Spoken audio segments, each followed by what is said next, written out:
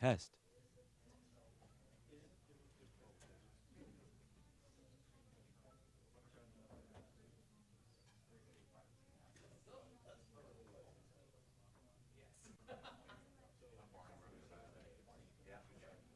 Test. Hello.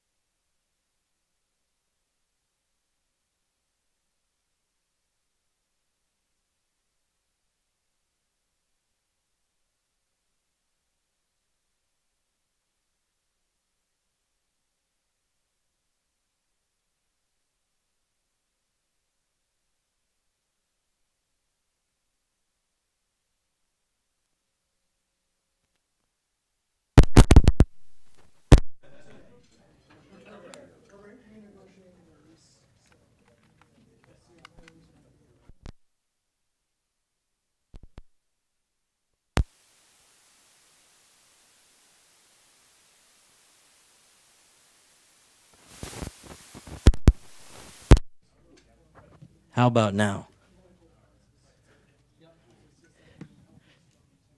Why doesn't Zoom use lockable Sennheisers like connectors like Sennheiser does?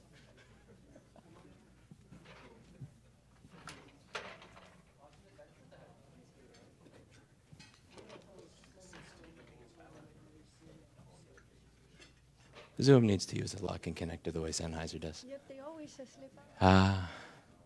Pause. Pause.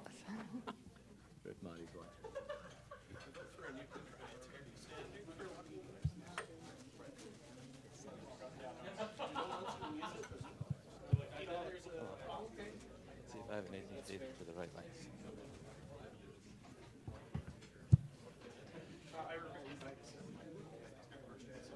We haven't really been hit super bad yet. One wheel got but the scooters and stuff are still pretty much generic China. So you can buy whatever you want. There's Vest, which is open source software Netherlands. And whatever you want it to do with it. You can play music through your motors. I think that was like traction control. I just found that out yesterday. If you want it on a scooter, you can have it.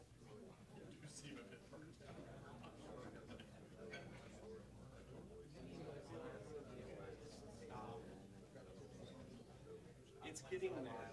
What I'm hearing is the laws are starting to encroach on the business. The way they've set the laws up, it only targets the high power ones. All of the ones on Amazon are high power. All of the Bosch and the high end stuff, the bikes that sell are the low power guys. So they're all legal, but they're all locked down, they're all CAN bus, they don't share the software with it. Very, very difficult to this. Unless you want to buy parts from them, which you can do that. At the $2,000 a motor or whatever. $250 or whatever. I don't know. I just saw the post yesterday that showed up. Might as well see what's going on.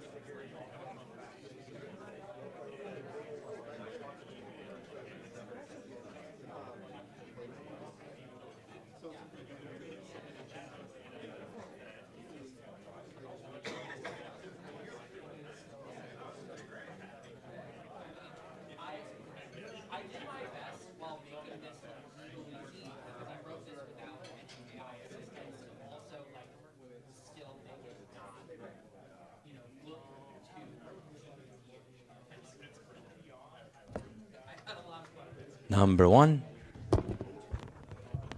2, 5, and 1. Mr. Lehman. Unfortunately, Excellent.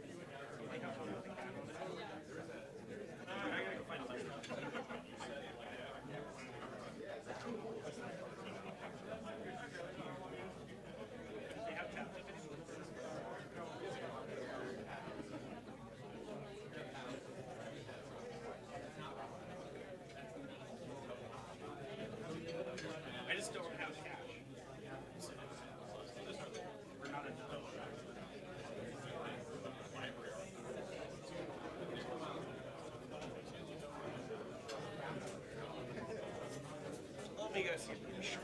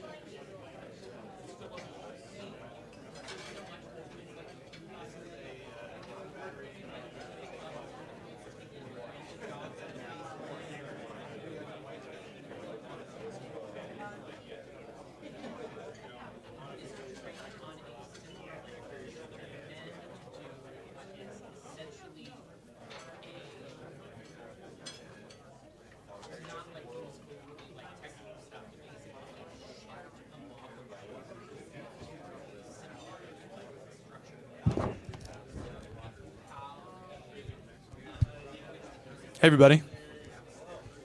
How's it going? This is the most formal event on the Own Your Shit tour yet. We are in a ballroom. I feel like I need like 32 slides right here and a laser pointer. But anyways, how we doing, Spokane? How's everybody going? Yeah, all right. Well, it's so good to see all you. My name's Kevin O'Reilly. I'm the executive director at Fulu. And I'm so happy to be here. We're so happy to be here. We're so happy that you are all here. And I think the reason that we are all here is something about our relationship with technology has changed, and not for the better, right? Do y'all love technology at some point? Did you like love technology more than you used to, or more than you do now? Anybody? Why? It was fun. It was fun. What else? A 3D, yeah, MP3 player, actually own your music. Anything else? You can make it work for you? Yeah?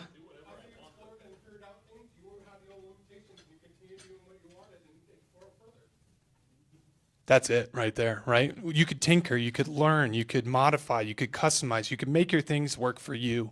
That's not the way that tech works anymore, right?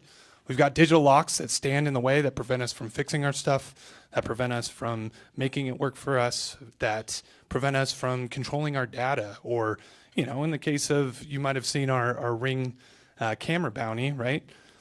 People who buy Ring cameras, who buy security cameras, they want more security, not less. They want more control, not less. But that footage is all going to a corporate server, and you're not in control of that, right? We think that needs to change, and so that's why we're here today. We're going to talk about what restoring digital ownership looks like. We're going to talk about the right to repair and all of the important work that's been done and how important repair is. So we've got a number of local repairers from across the state of Washington that you're going to hear from. We're going to talk about Section 1201 of the Digital Millennium Copyright Act, right? He said it, not me. Right, and talk about this law that was designed to address piracy off CDs and DVDs, but has now gotten to the point where that restricts our ability to repair it. That restricts our ability to truly own and control our stuff. And then you're going to hear from the one and only Louis Rossman, which is the reason that everybody's really here today. And finally, you're going to write a postcard to Representative Baumgartner. Andrew from his office is here, so go say hi. Really appreciate you being here, Andrew. Telling him why it's important that we advance legislation like the Freedom to Fix, which will make it so that repair is no longer a copyright crime. So let's get started. I want to invite up Eric and Will and Mitch so we can get our panel started.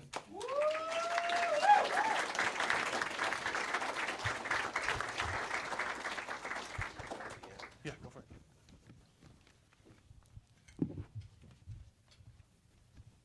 Awesome. Thanks.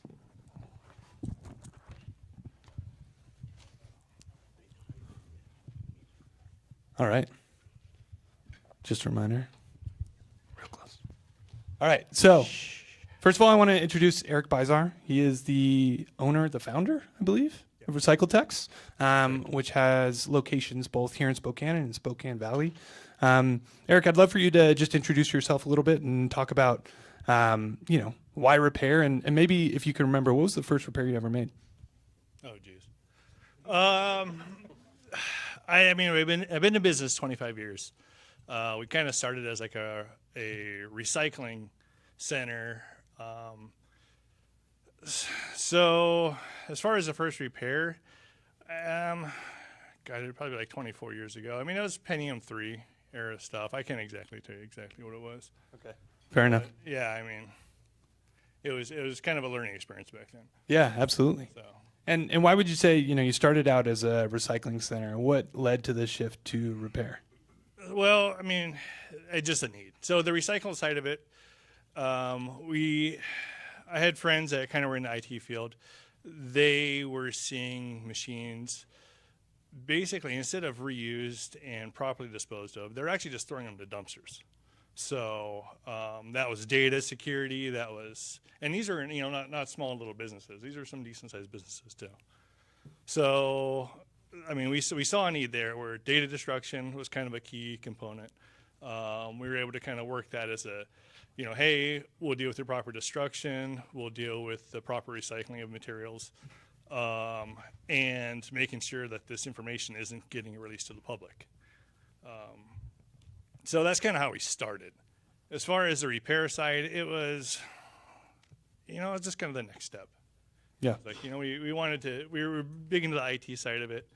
We were already building this stuff anyway. We might also just go ahead and, help the public with it too. That's awesome. So. Cool. Well, next I want to turn to Will, who also works at RecycleTex. You've been at RecycleTex for how long now? About 6 years. Right on. And do you remember your first repair and kind of what brought you to this field? Well, my first repair would have been when I was 8, messing around with my mom's computer, playing RuneScape online, and downloading things I shouldn't have, and didn't want to tell her that I got a virus on her computer, so I I had to figure it out. And being the enterprising little kid that I was, figured out a couple tricks there, and the love of computers and technology kind of grew from there. So that was my first repair. Awesome.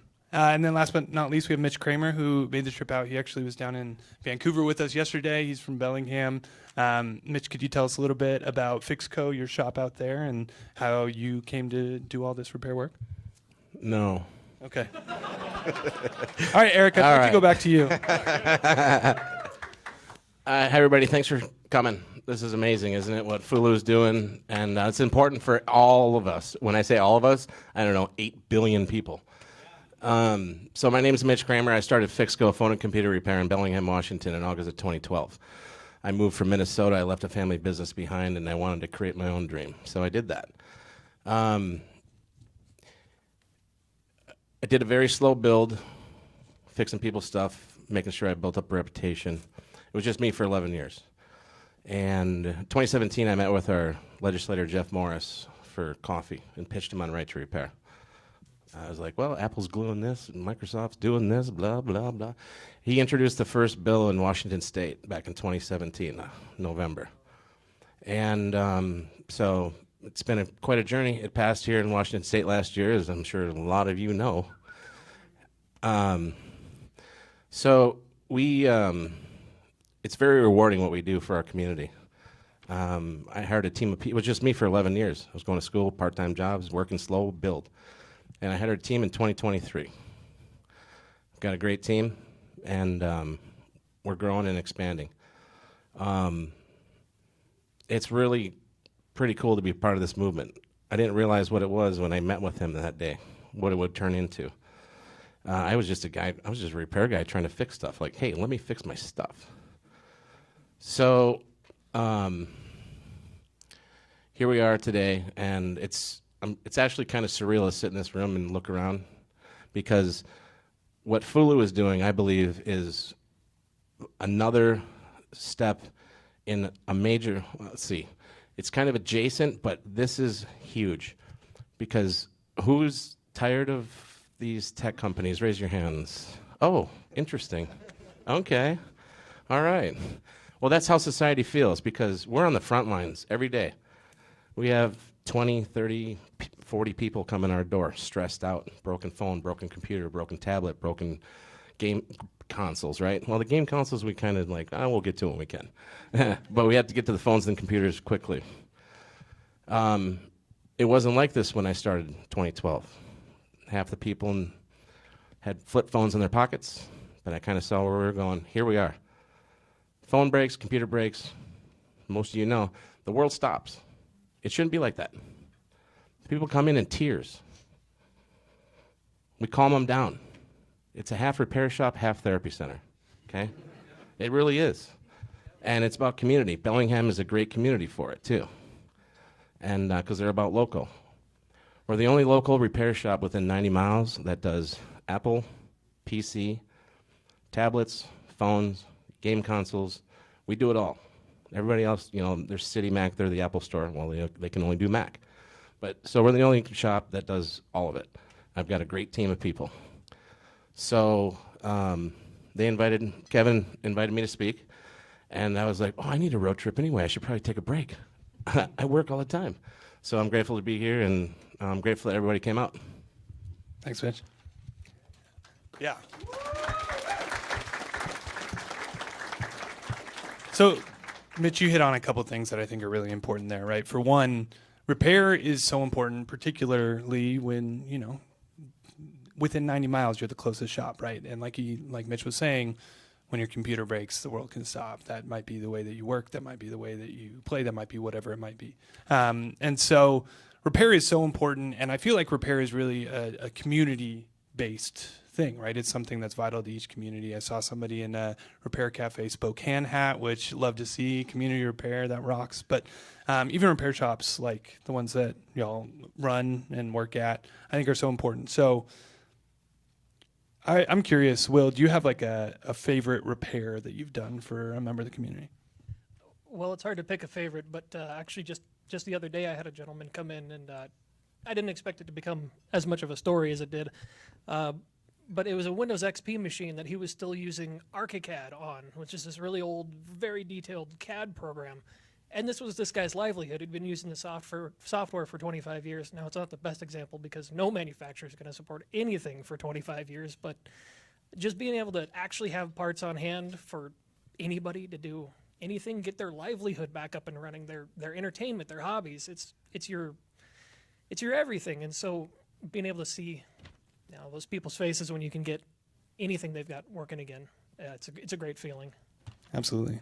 Eric, I want to throw it to you to see if there's a repair that you remember or, a story that you were able to help somebody with. Oh, that's on the spot. God, I mean, it seems like it's every day. You're like, it's like he was saying. It's like everyone's always in shock when they bring something in. So it's like, I mean, there's nothing that like really just like, oh man, this was the moment kind of thing. Sure. But every day you're like you're helping someone who's in stress, trying to get their system figured out, whether it's software, hardware, it's catastrophic failure. It's like I can't tell you exactly what But it happens all the time, it right? It happens all the time. And I mean, there's a lot of fun with the job. I mean, Yeah. Has anybody here fixed their own stuff? What's it feel like when the light turns on or the screen powers up? Like, that is a great feeling, right? And I have fixed a few things, but I'll tell you, even when I hand it over to my local repair shop and they turn the light back on, that feels really good. Mitch, I want to go to you last. I'm curious if you have, kind of a story that sticks out from a customer that you were able to help out. I do. So we fix thousands of devices for customers. There's a few, maybe a handful on one hand that rise to a whole nother level that I have in my head, right? I'm going to tell one of them. I was going to tell the one about this necklace, but I'm going to hold off with that one. I'm going to tell a different one. So we get people that mail in their devices from the San Juan Islands, and I got a call from a mom. They had left the phone on the bumper of the car, fell off, got ran over, smashed. And she asked if she could mail it in to me. I said, yep. So she did, and then all of a sudden it's in Seattle for days. I'm tracking it. And I call her and I said, it's stuck in Seattle. Well, the second conversation, it's mom and dad on the phone. And they proceed to tell me that they realized after they mailed that device in, it was the only device that had photos of their daughter that had passed away. So my radar starts to go up here, right? I'm like, okay. So then I get the device, and I let them know I have it. That third conversation, that's when they tell me their only daughter, she was born in March, and she died in September. So I fixed that phone. I sat there at night. I did what I had to do. I got it to the point where this mom and dad were able to see the photos get uploaded one by one to their Google account while they were on the island. That's why we do this. That's one story. Awesome.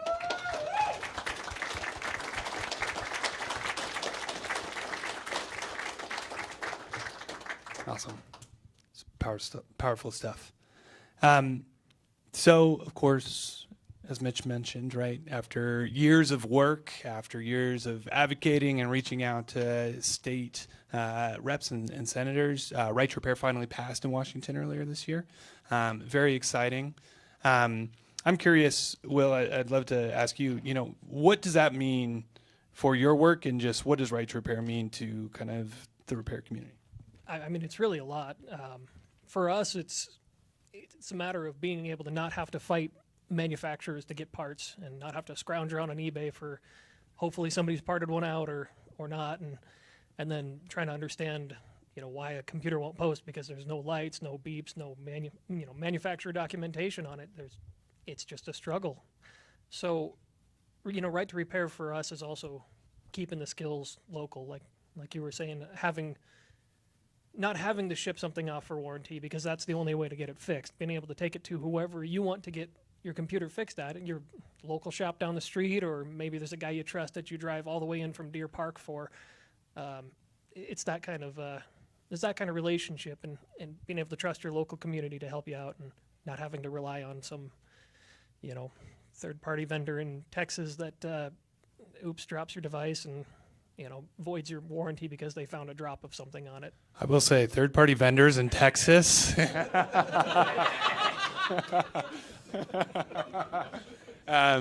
No, it's so true, right? And that's the other thing is, right, every repair that's done locally, right, is not a depot repair that's shipped overseas. That's not value that's leaving your community. It's staying here in your community. Before I send these guys off, one thing I want to say, right, is talking about how important repair is when we're talking about electronics. But this is also a big issue for powered wheelchairs, for agricultural equipment, right, for all sorts of different things, because the fact of the matter is that chips are in just about everything we use, and therefore there's a mechanism for manufacturers to lock those things down.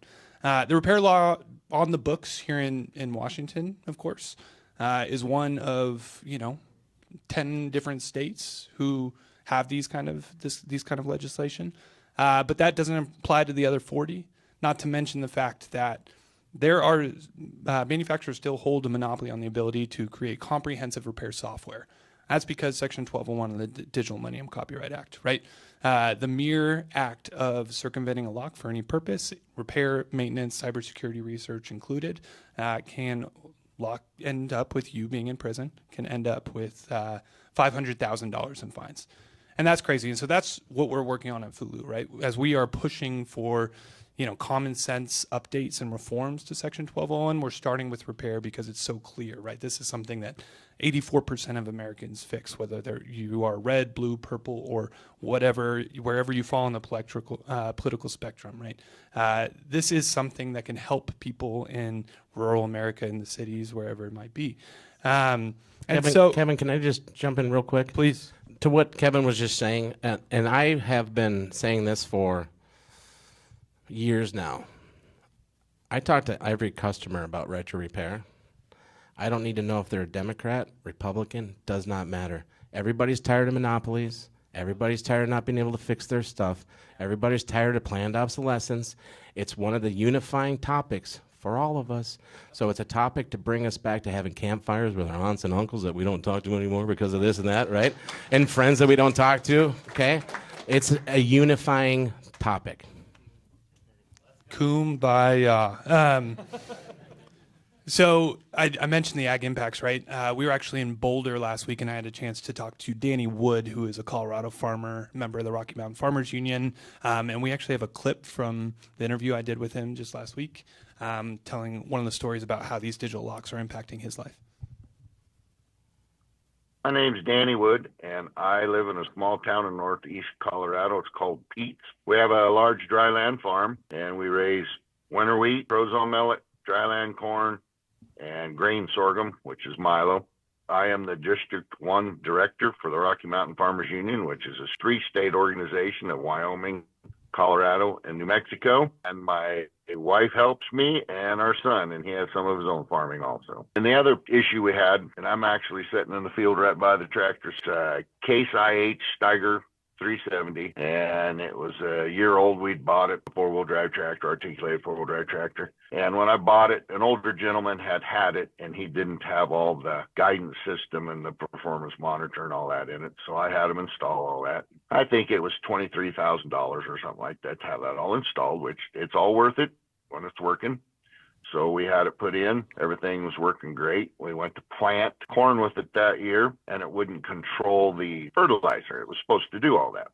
Well, I called them back, or I was under the understanding it was supposed to. I called them, and they said, well, that's a feature that we have to unlock. All an unlock is it's you pay them a fee, and it's an electronic thing. They unlock the system, and it'll let it do that. So we did that, and it worked great that day. Well, the next day, my son went to use it, and it wouldn't control that again. So I called him, told him it's not working. They said, well, it'll be 3 days before we can get there. And when you're planting, you don't have 3 days to sit around and wait, because that's a critical time to get your crop in the ground. But we had no choice. We could not. We tried everything in the world, and we couldn't get it to work. So we had to wait for the 3 days. The technician showed up, crawled in the tractor, and said, that's what I figured.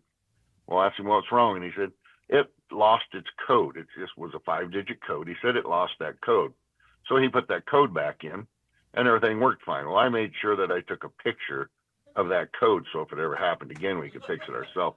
And then the worst thing about that is I had paid them, I think it was $1,100 or $1,200 to unlock that feature, and there should be some kind of warranty behind it. I mean, it was 2 days later. They sent me a bill for the service call for $900 to come put that code back in that tractor, which they could have done that. They could have told us over the phone and we could have entered it. But so it's just things like that. I know in the grand scheme of things, the $900 service call was not a big deal, but it is. $900 is $900. You add that up a few times through the years, and that adds up to a lot of money.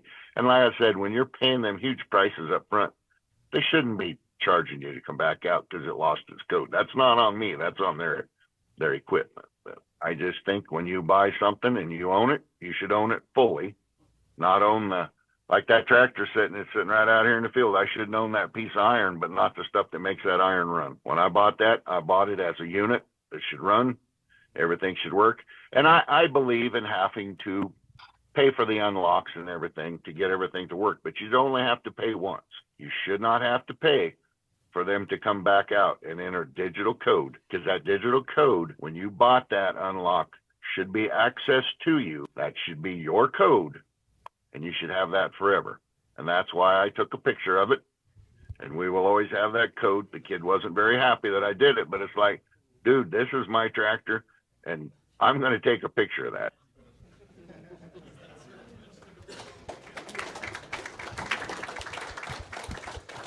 Awesome. Kevin, can I just follow up with something there? Yeah. So, as a business owner, I mean, I don't know if there's other business owners in here, but I'm old enough to remember back in the day. So I'm going to be 70 years old, right, in 22 years. So I'm a Gen X. I'm old enough to remember back when customer service was a thing, right? I don't think it's a good idea, as far as business goes, to upset your customers. Like, it doesn't make sense, right? But that's what they do. It does not make any sense. So we need to rein that in. Go back to taking care of customers rather than whatever's going on. John Deere. Totally agree. Or Case IH.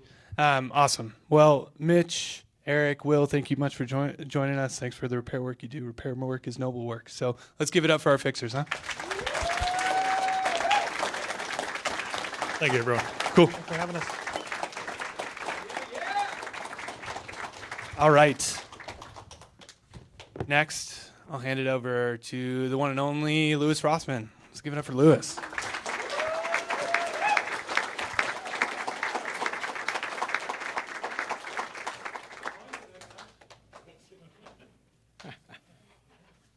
Thank you. So before we get started and going over what's wrong with the modern definition of ownership, I thought we would look over on this 720p projector the old original definition of ownership.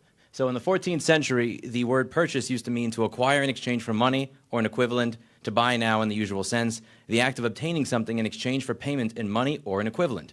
That is what purchasing or buying used to mean back in the 14th century, and that's what it meant up until maybe 10, 20, or 30 years ago. Now it means something closer to this. This is from Sony. Legal update notice. As of December 31st, 2023, due to our content licensing arrangements with content providers, you will no longer be able to watch any of your previously purchased Discovery content. It will be removed from your video library. We sincerely thank you for your continued support. Thank you very much. Go and what I find interesting here is it didn't say streamed, it didn't say rented, it didn't say leased, it said purchased, which was very interesting to me. And when you read their terms of service, which I did on a live stream, it's about 27 pages long. On page 22, they say that purchase does not imply any use of the words own, purchase, sale, sold do not imply any transfer of ownership, which is something that I would prefer to see on page 1 or maybe on the product ad. Lifetime is another interesting word. So lifetime in the 14th century used to mean the duration of a person or animal's life, the period over which a person's life extends.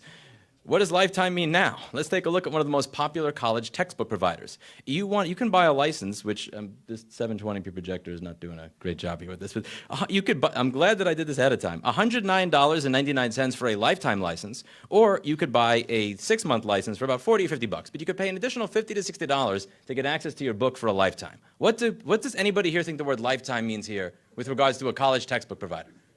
Take a guess. They're pretty close. It's not exactly. Products labeled as lifetime typically mean 5 years of online access, typically 5 years, or permanent downloads to a supported device. And when you read the end-user license agreements, a supported device is, they get to decide when that is. Amazon has done this recently where if you had purchased a book that was advertised as not having digital rights management, meaning you did not have any sort of digital locks on the book, you could download the book, you're actually not able to do that anymore. And there are books online on Amazon right now that are still being sold that say that there is no DRM that have DRM on them, which is very annoying. How many people here have kids? How much did you spend on your baby monitor? Do you remember approximate, like just, any guesses? $30, $35. All right. If you spend $400 on your baby monitor, would you expect for it to continue working? You would be wrong. You could buy a Miku Smart baby monitor for $399. And they sent this out. My $400 baby monitor has locked previously free features behind a subscription. If you want this, there's a little active membership button. And when you hit why am I seeing this, when you click it, it goes to the part of their website where they say that they are under new management. They've been purchased by somebody else. And afterwards, they're doing that. This even applies to wheelchairs now. If you want to be able to catch the bus, that requires a subscription. This person has multiple sclerosis. And if they wanted to be able to go about 8 kilometers an hour instead of 5 kilometers an hour on their new wheelchair, they need to pay for that. She unlocked it, and she actually shared the code on GitHub on how to do that. Now, because she is in Europe, what she did is not illegal. But we're going to get into why being able to catch the bus on your wheelchair after you've paid 4 or 5 figures for it would be a crime in the United States. Since I have done this first stop on this tour, let's just go into some of the new things that have occurred in the past month. There's a company called Roost that makes these sensors for pipes that are in a basement. It senses if a pipe is broken or if it's leaking.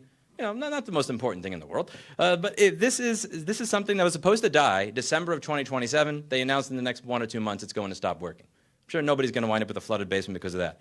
My personal favorite over here is from the PlayStation Store. They did it again, and the best part of this, and I really have to figure out a full screen you. There we go. Eh? Oh, come on. I'm a dumbass. Okay, there we go. Here we go. All right. As of September 1st, 2026, due to our content licensing arrangements, you will no longer be able to watch any of your previously purchased content. What do you notice here that wasn't in the last one? That's just a very interesting kick in the nuts. While they're telling you that they're taking the content out of your library, you cannot watch what you've previously purchased. Play has no limits, right in the bottom. Just to let you know, just the water in the face. And the best one that happened about 2 or 3 days ago from BMW, if you have one of their newer $70,000, $80,000 cars, you saw an ad for Spider-Man, the movie, come out on the car. And the interesting thing is they had actually made a statement saying that the vehicle's interiors where you can, and I quote, do whatever you want by yourself. To say I'm selling the screen to play a commercial, I don't see it. It's a private space. And now you have ads for the new Spider-Man movie showing up inside of your car. I think that I started to lose it with this when I saw an advertisement for the Future Home Smart Thermostat last year. It's a thermostat that's made by a company, I believe in Future Home in Norway, and they sent out a firmware update so that if you wanted to use the connected features the way you did before, this was now going to cost you $117 a year. I thought back to what I was doing with Right to Repair and schematics back in 2016, and I stopped caring about whether or not breaking a digital lock broke the law here. When I was doing videos on how to fix MacBooks, I was showing you the schematic on the screen. And there's something you may notice over here in the corner. The whole part that says, notice of proprietary property, Apple Inc., you don't reproduce or copy it, don't reveal or publish it. And my YouTube channel had a few hundred subscribers at the time, but as it got to 40,000, 80,000, a million subscribers, this started to become a bit more of a problem. And when I was showing you how to fix these devices, I had this on the screen. And at some point, Apple's law firm, Kilpatrick and Townsend, reached out to me and said, we love your work, and then there's the but. And I'm like, Steve was dealing with this phone because like, I'm going to guess that the stuff before the but doesn't matter here. And I'm like, yeah. And then she dropped the act and said, we would like these videos taken down because they show what they showed, and at the time, were the fuses that connects the trackpad and the keyboard to the 3-volt power line, so your trackpad and keyboard will get power. And I had a lawyer at the time that said, oh, they're asking very nicely. It's very clear that you are breaking the existing law. Look at what it says right in the corner of the screen that you could have at least blocked this stuff out to make my job a little bit easier. They're asking nicely. Just take it down. They're not trying to sue you. So I paid him the $400 an hour and said, I'm keeping all this stuff up. And he goes, what? I'm like, yeah, why not? Because the thing is, the way the DMCA works is if you want content taken down, you have to say why that content is infringing. And I wanted Apple to put pen to paper and say, I don't like the fact that Lewis is showing people how to replace the fuse in a $2,000 product that you own. I wanted that on paper. If you're going to do that, then let's get it down on paper.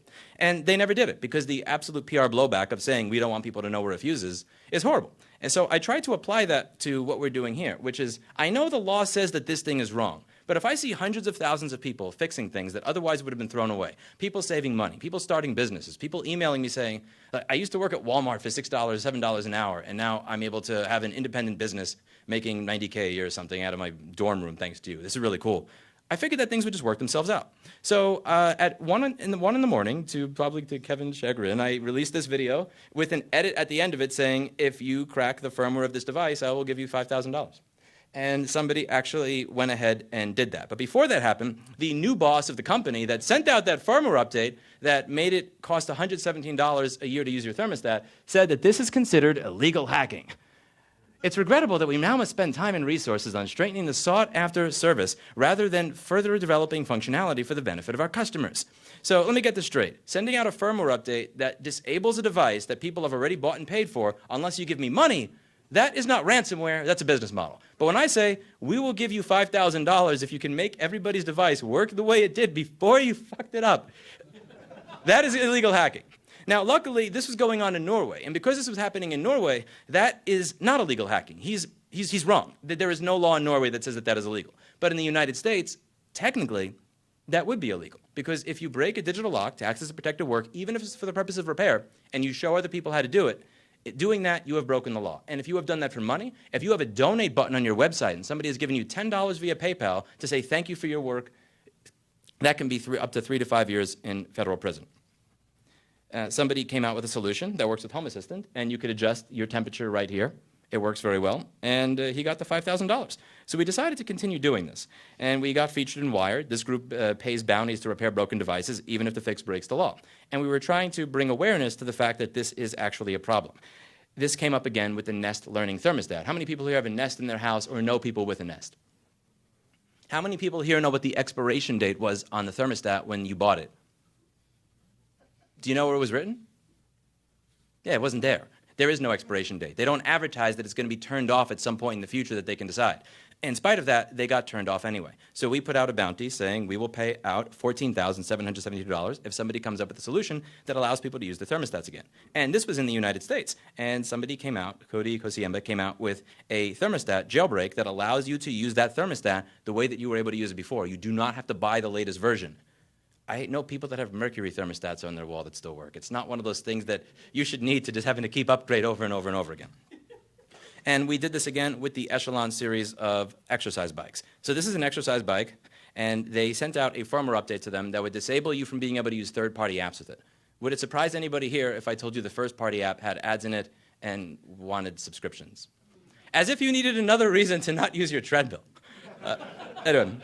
So somebody came out with a solution. We had a bounty of about $20,000, and he did not share it because when he read the law and we told him, by the way, if you don't have to release it, but just see if you do, whether you don't, I'm not telling you what to do, but if you do, there's a chance of federal prison for 3 to 5 years. He said, you know what, I'm about to have a baby. My wife thinks that that's not really worth it at this point in time, so we're not going to do that. And that makes perfect sense. And one of the reasons that we are doing what we're doing here with this program is because it's kind of, anybody here watch The Honeymooners? Remember when Ralph tells Norton, like, heads I win, tails you lose? This, for me, is one of those heads I win, tails you lose moments. Because heads, somebody releases a solution, hundreds of thousands of people get back access to what they bought and paid for, they are invested, they understand why this is a problem, and that's great. If they don't release a solution, now I have an answer when I have to deal with the lobbyists that work on behalf of Microsoft and Google and Samsung and Apple and everybody else when they say something like this. This is what I usually have to deal with when showing up to legislative hearings around the country. My name is Samantha Kerschel, and I'm the Executive Director for TechNet. Respectfully, we are testifying in opposition to Senate Bill 5799 today. We believe this legislation is in search of a problem that does not exist. Something that's resonated with me is something that you heard early on here, is this is legislation in search of a problem. So what I like to do is say, okay, if you're saying that the problem doesn't exist, would you be okay with these people releasing a solution, and would you put in pen and paper, would you put it in writing that they are legally indemnified for releasing solutions on how to fix your products? You won't? Ah, gotcha.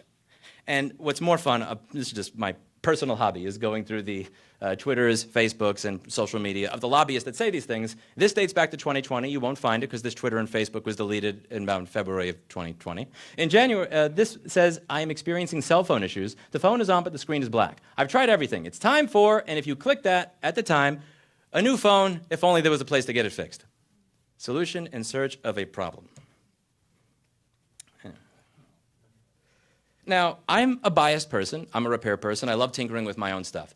So when I say that I don't like this law, I don't expect people to believe me when I have my own self-interest. So what I thought I'd do is I would play you a clip from the architect of the law that we're talking about, the architect of the DMCA, the person who thought of it, who wrote the original white paper and pushed this through Congress in the mid-90s under the Clinton administration. I just wanted you to hear what he has to say about this particular law. Unfortunately, at least in some areas, our policies haven't worked out too well. Our attempts at copyright control, at least thus far, have not been successful. But I don't just blame teenagers and college students. I really blame the moguls in the music industry, because had they been thinking about these business models when we were doing our work in 1994 in the Clinton administration, had they been developing effective online distribution models when the internet first came into business, had they been talking to Steve Case when AOL first started to become a big deal and really seriously developing an online business model, perhaps we would not be in the situation that we are. But the culture of that industry was such that, those people were concerned principally with, and their talents were developing talent, understanding public taste. They didn't know anything about distribution or technology or anything like that. Minions dealt with that. Well, their industry has paid the price. Hopefully there's not any, I won't be quoted in the U.S., but I'm afraid. I'm going to quote him on this. It took 30 years, but we're quoting. Our Clinton administration policies didn't work out very well. Now, a lot of people accused me at the time of doing an end run around Congress and everybody else by negotiating these treaties and then coming back and saying, well, we have, because we submitted this to Congress before the treaties process was completed, then coming back and saying, well, now you have to do this, Congress, because we've agreed to a treaty. And I would say that they're probably right, that it was an end run and it was partly deliberate. And the final statute that comes out, was a guy who was the head of then the biggest record company in the world, Warner Records, and he was a very nice guy. And he wrote a book a few years later after he retired and confirmed what I always thought to be the case about record industry executives. Record industry executives are impresarios. And the most successful record industry executives, I would characterize as 45-year-old man who can think like a 17-year-old girl and likes to hang out at 3 o'clock in the morning and do drugs with rock stars. And he basically admitted to all of that in his book that he wrote several years later. Unfortunately, that is not a mindset, a part of the brain that does very well at evolving new business models for highly complex technologies. So let's get this straight. He did an end run around Congress in the democratic process to get the law passed. Check. He admits that this law has been a complete and utter failure at accomplishing what it actually set out to accomplish. And he admits that the people who came up with this idea are people who are, in his words, mostly junkies that don't understand business. I would say that if we're not able to reform this law, when even the person who made it can admit it is such an abject failure that was put together in a bastardization of the democratic process, that I wouldn't be qualified to run a political nonprofit. I wouldn't be qualified to run a lemonade stand if I could not make the case publicly. Forget about a YouTube channel. If we can't make the case publicly that this law needs to be reformed. And that's what we're asking everybody here to help us to do.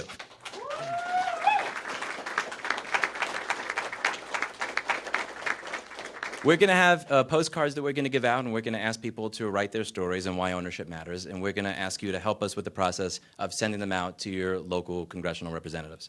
And I know what some of you are thinking. I know, because I think it almost every day.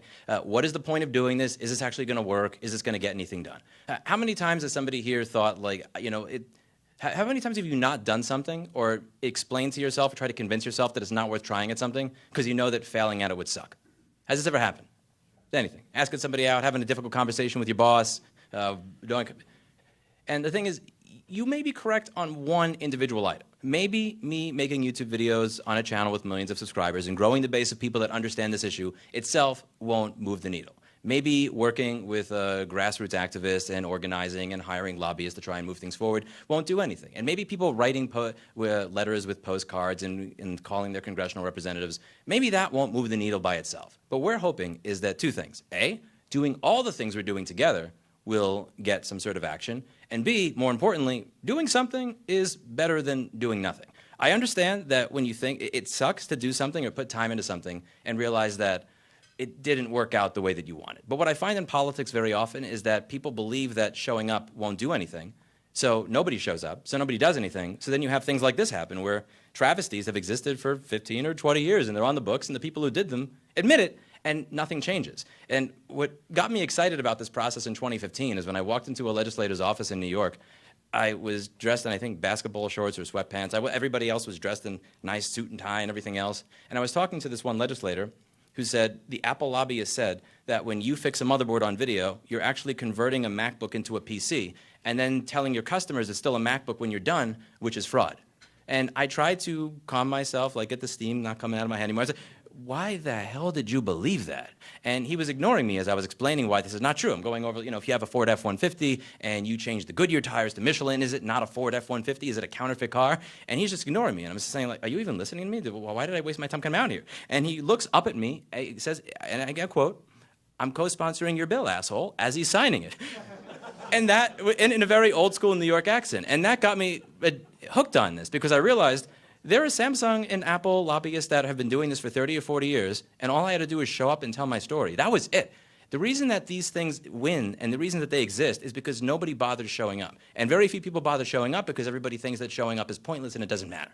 And we're trying to break that chicken and the egg cycle here, and I'm hoping that you all will help us make that happen. So thank you very much for taking the time, and look forward to hearing your own personal stories on how this stuff has affected you in your own life.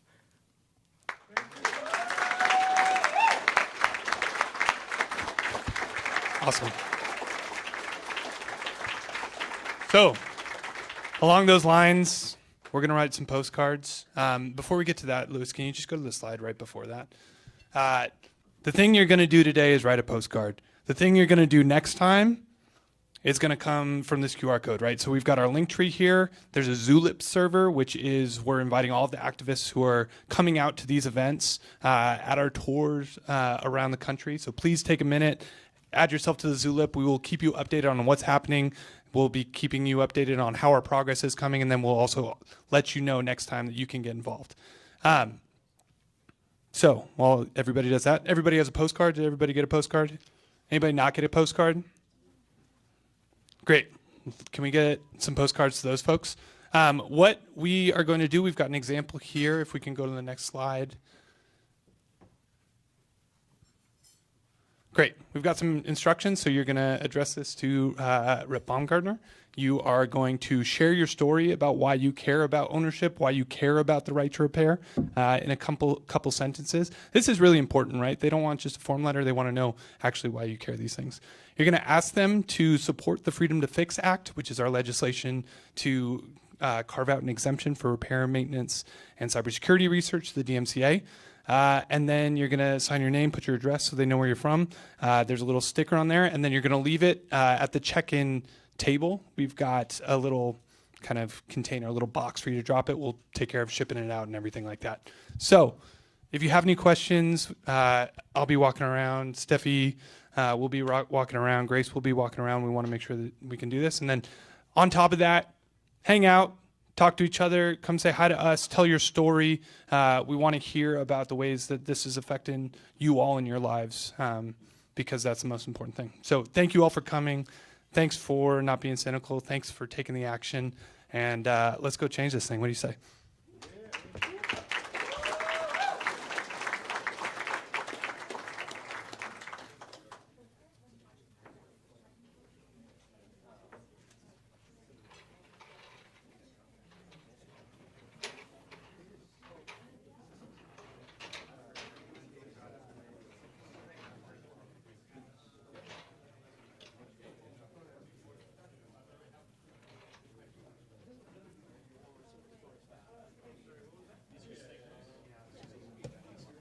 Thanks for coming out.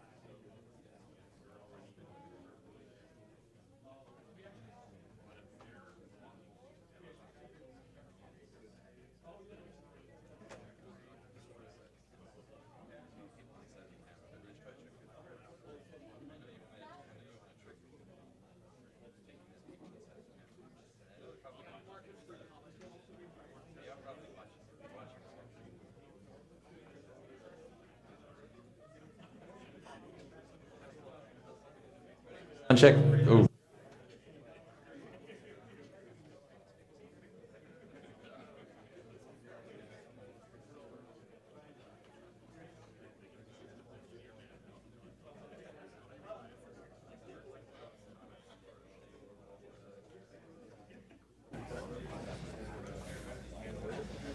Da-da.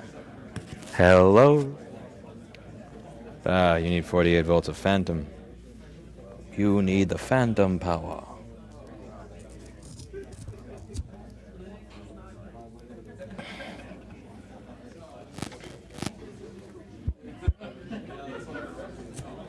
Test 1, 2, and test 1, 2. Why do people not like Alex Trebek? Alex Trebek is awesome. I don't care what anybody says. Alex Trebek is the man. Alex Trebek is the best. The way that he...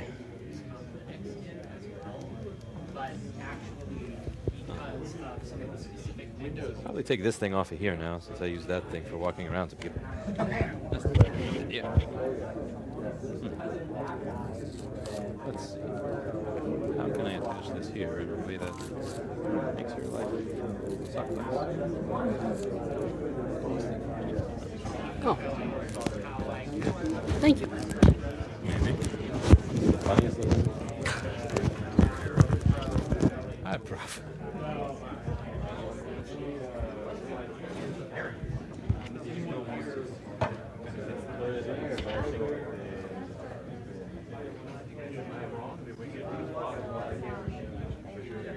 Yes. So, say, does anyone else use Apple? I've got. Hello. By the way, I appreciate everything you do. Thank you very much. Been watching this for about a year, and I tell you what, it's nice to have a voice out there. Thank you so much. I really appreciate you coming out. Thank you for taking the time. Let me see if this works. And one of the things that we didn't have that.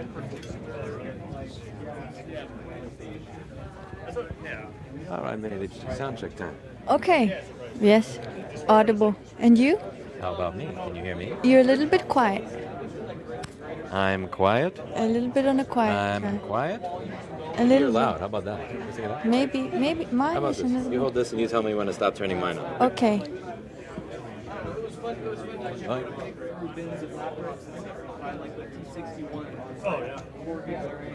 Let's see. 1, 2, 1, 2. All right. We have mine. Interviewee. Microphone. Is that good, Minnie? This is Lewis' microphone. Up or down? Good. Is that good or is that... All right. Thumbs up and up is actually the same direction. Yeah, it is. Beautiful.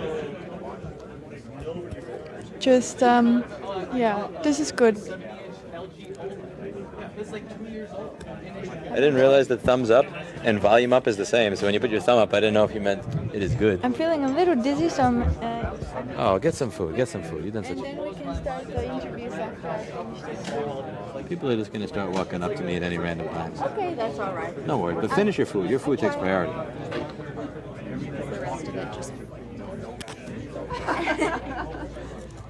Hello. Love your cats. Thank you. I love my kitty too. Thank you for coming out. Yeah, thanks for being here. What do you do? Help desk tech support. Oh, cool. Not really. What do you? Is it a secret? Oh no, it's boring help desk stuff for a tired wholesaler. Is it fun? Not really. Do you get any? Is there any time that you fix something where it's enjoyable, or is it just all thankless? Did it? Not for my job, but I do it personally. When something breaks, I try and fix rather than buy a new one or send it out. Ah, cool. So. Oh, thank you for coming out. I really appreciate it. Yeah, appreciate you being here. Thank you. Just wash. Adding to it. Hello. Hey, how's it going? Yeah, likewise. David, good to see you. Software engineer mostly. Do all things tech. What got you to decide to come out here?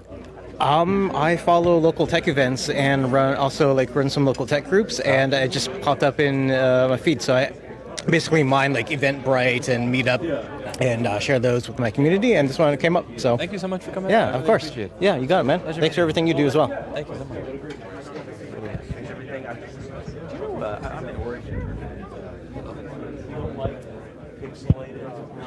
Hello, Minnie. You're still a little bit on the quieter side. I'll talk a little bit louder. Yeah, this one is just a tiny bit quieter. Louis?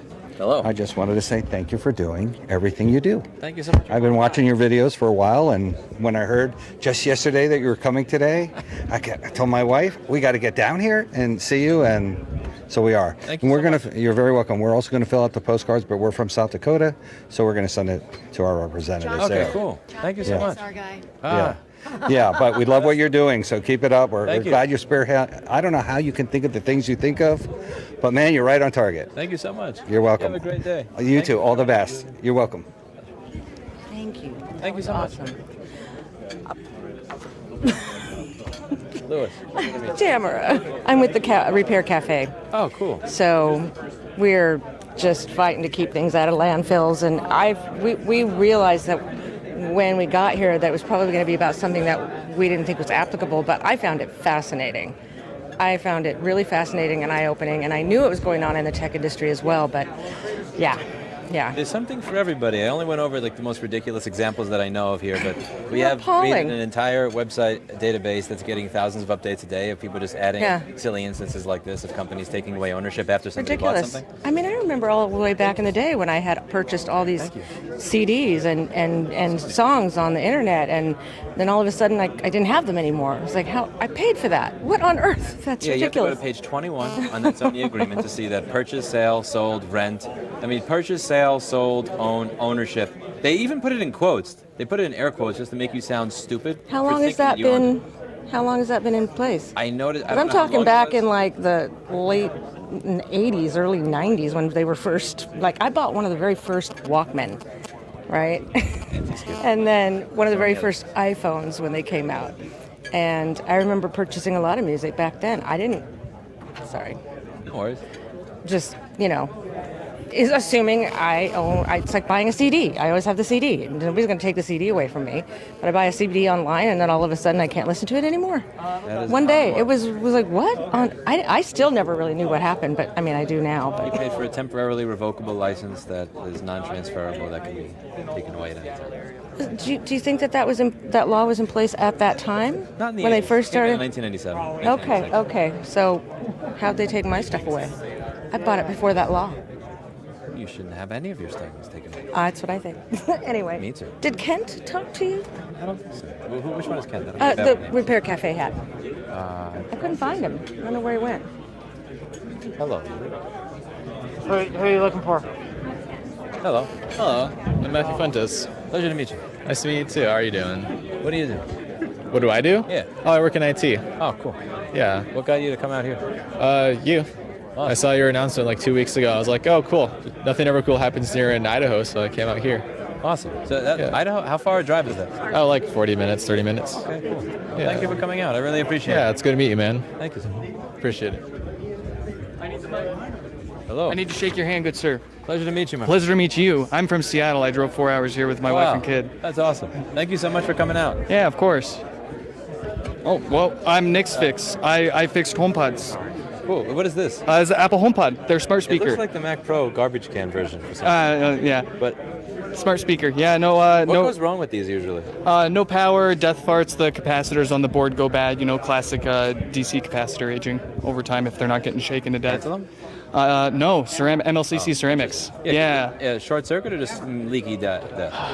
They fail to filter DC voltage from the audio signal as it gets Yeah. amplified. So it fries the woofer, and then if you ignore it, it fries the amp, and then it becomes a more expensive repair. Very lame. And then eventually we figured out how to restore the software on them, because Apple told you if they there's no way to plug into them. It's all wireless, right? So if you bring it in the Apple store and it's not booting up anymore, they tell you go buy a new one. So we figured out you rip the bottom off. It's got a debug port on the bottom. We created a 3D printable USB adapter that gives you just standard USB. Plug it into your computer. Run iDevice Restore in your terminal with a couple of If you tell flags. people who you are, they'll find it. Yeah. Nick's Fix. Awesome. Yeah. Thank you very much for taking the time. Yeah. Thank you for Meeting you, my thank you for friend. putting this on. And thank you for sending out a postcard. It means a lot. Yeah. we're gonna.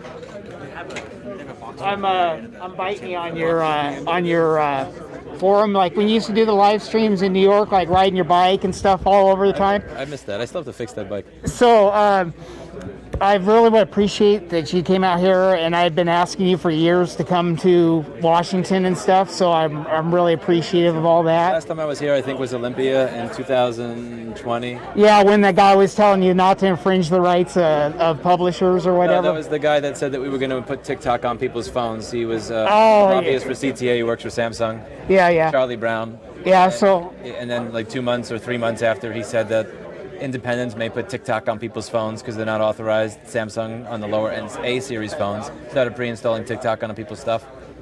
Yeah. Okay. Fun Yeah, time. I remember that. And I just want to let you know that I appreciate all the hard work and stuff that you've always done and showing care for your viewers and stuff like that. Even though, maybe some people are a little hard-headed about picking stuff up on what you're trying to put out. So. Thank you very much. Hopefully, I make a mark on it. And Hopefully again, everybody else.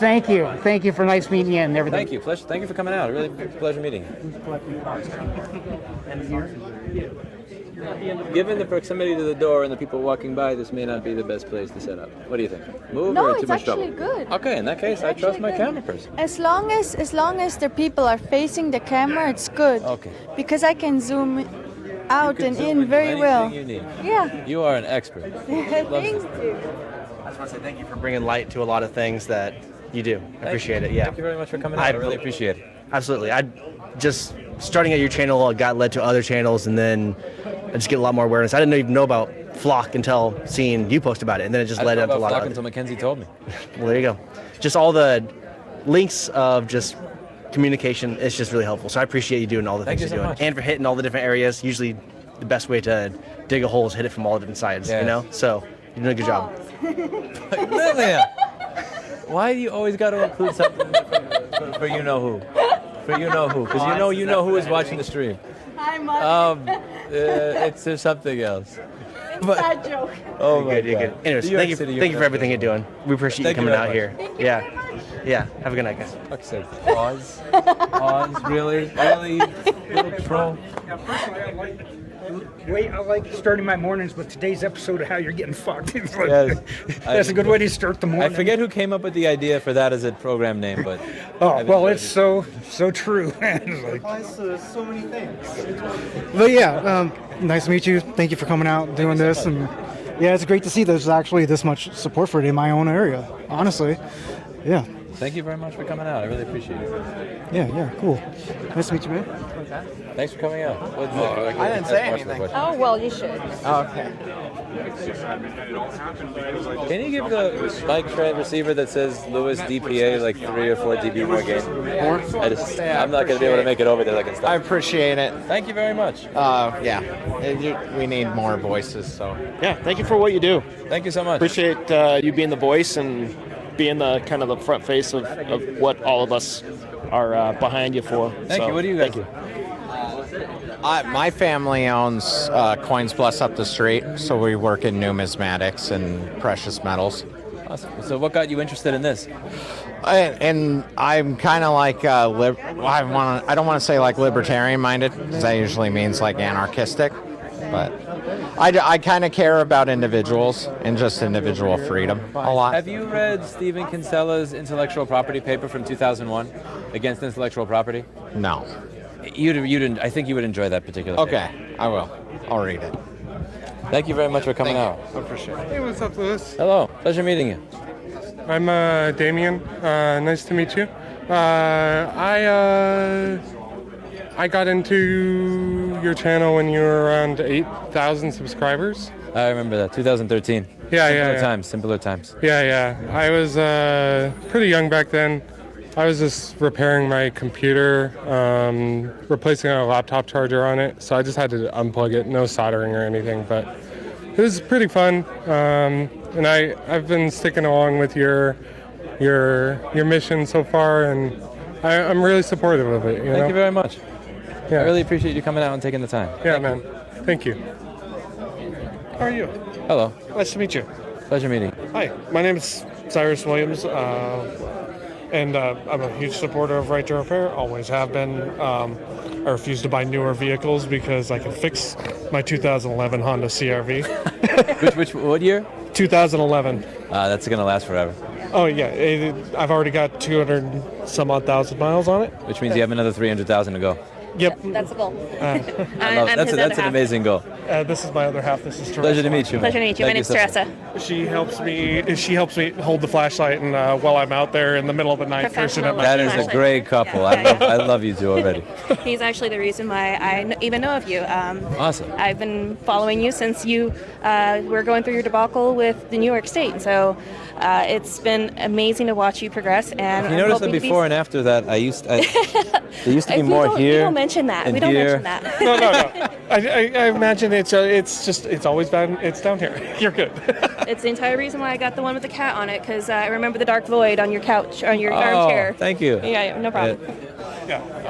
No, huge fan of it. Keep up the good work. Thank you. And ever since my company's lab equipment got purchased by a private equity firm, yeah, I know. Capitalism used to be a good thing. All the old guard graybeards went, they're gone, and now we can't fix what we bought. I hate not being able to make better arguments for capital. I hate that they make it look bad over and over again. When I started this company, I quit the company I was working for. I lived in a shithole apartment that was filled with termites so that I could afford to buy screens and a soldering iron and parts, and I met people. I offered a better service at a better price. There was competition. The competition meant that people paid less money, got scammed less. And then when I finally was able to open a store, I went back to the place that was scamming people that I worked at. And I told everybody there, I'll pay you 30 to 60% more money. You get twice the vacation days. And great. Because they were scamming their own employees by paying them so low, they were already all trained and knew everything. I just got to come in and just scoop them up without having to train. It was such a great argument. That's the good capitalism, and I hate that it's so hard that people that do that shit make it hard to make the good argument for why capitalism is a good thing. Oh yeah, it's annoying. Oh yeah, no, I'm we need to get rid of private equity. Yeah, it needs to go away. It's annoying. I don't know how you come up with a legal framework for saying that you're not allowed to buy a public company and take it private, but I'm just sick and tired of every single time it happened. I'm not against data center construction, right? I'm against corruption. But every single time somebody emails me and every single time I dig into a story on a data center, the Venn diagram behind corruption and data center for AI getting used, it's like a circle. And I'm not against, right? I'm not against the idea of taking a company private that is public, because a couple of companies, people have a bunch of money.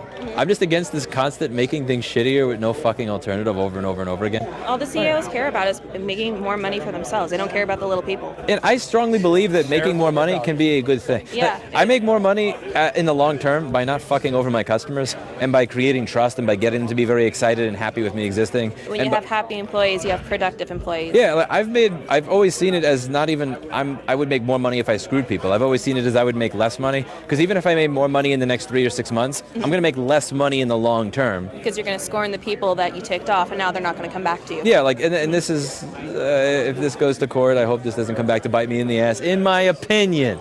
I could probably make more money if I had 50 fucking Google Maps listings with a bunch of virtual offices, but I don't do it because I know that those people are going to say, I was expecting a lab and I got a virtual office. That pissed me off. Yeah. Which is why I try to do business in accordance with Google's listed policies, which I will put on the screen here if there's a lawsuit that comes out at some point. But if they offshore them into the middle of the Pacific Ocean off the coast of Washington, that's yeah, actually that could be way more expensive to run an office there. I don't have a submarine. But I know, yeah. Thank you so much for coming out. I really appreciate you taking the time. Thank you again. Thank you very much for coming out. I really appreciate it. Hello. I'm James. Pleasure to meet you. I just wanted to ask you to sign this, if you could. Wow. Okay. Well, this. I grabbed a few more because I have a few people I can think of. Back to your Wow, amazing. Thank you, guys. Thank you. Thank you. Thanks for having us. It was amazing.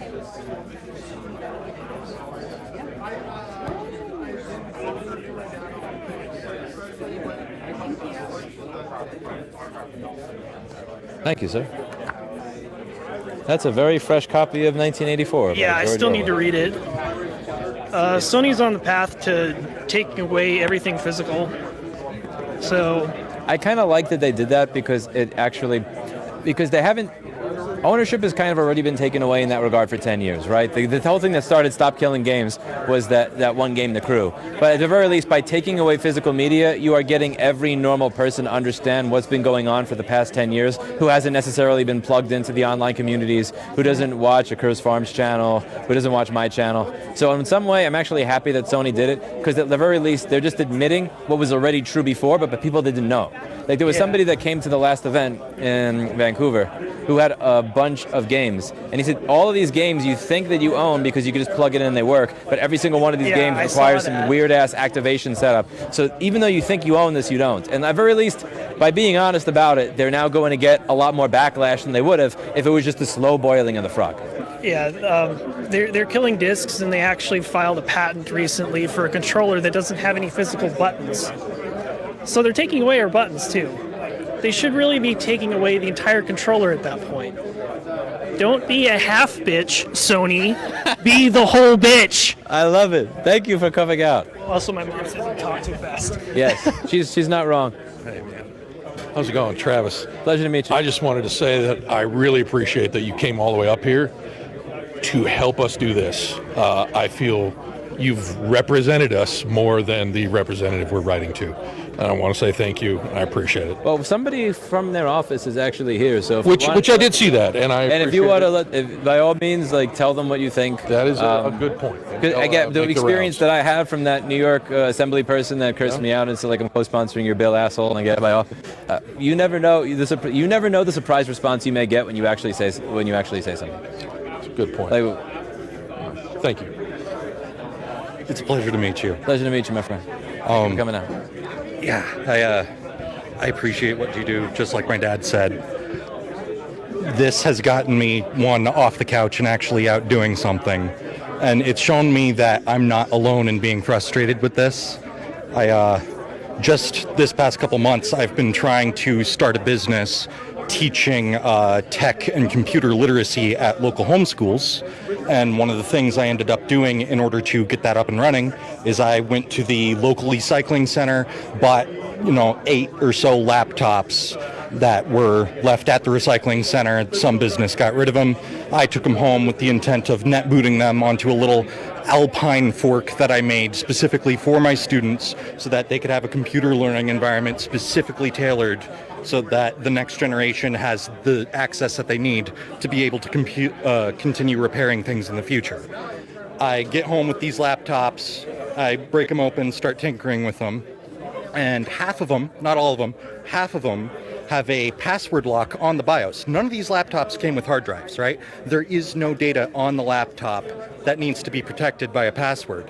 So I do some research, I get a little CH341A chip so that I can reprogram the BIOS on these motherboards, take the whole computer apart, learn the hash verification for these BIOS. Right, I'm now like 3 months deep into this project, and I finally get the goofy triangular screwdrivers I need to get into these computers, and the BIOS chip is soldered onto the board right next to the socket for the RAM, so my clip doesn't even fit on the motherboard.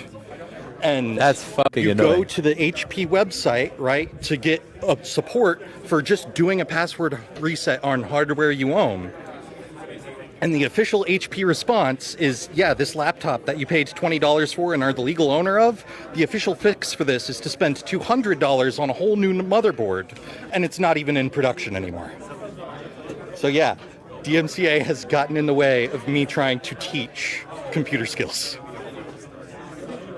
But yeah, just seeing that other people have been affected by this, and it's not just this one weird niche little issue that I have run into, I really appreciate what you're doing. Thank you so much. Thank you for coming out, my friend. Yeah. Pleasure meeting you. Good audio, Lilia? Hello. Pleasure to meet you. Say thank you. I appreciate what you do. Thank you. That's pretty much it. I don't have any special story, man. No worries. Thank you for coming out. Thank you for filling out a postcard. Yeah, thank you very much. Have a good day. Pleasure to meet you. Nice to meet you. I've been watching your videos forever, so it's Cool. really cool to see you in person. What do you do? Right now I'm in customer service. I'm trying to get back into the repair field. I used to work for Fry's Electronics back when that was a company, and man, I did a lot of repair work for them.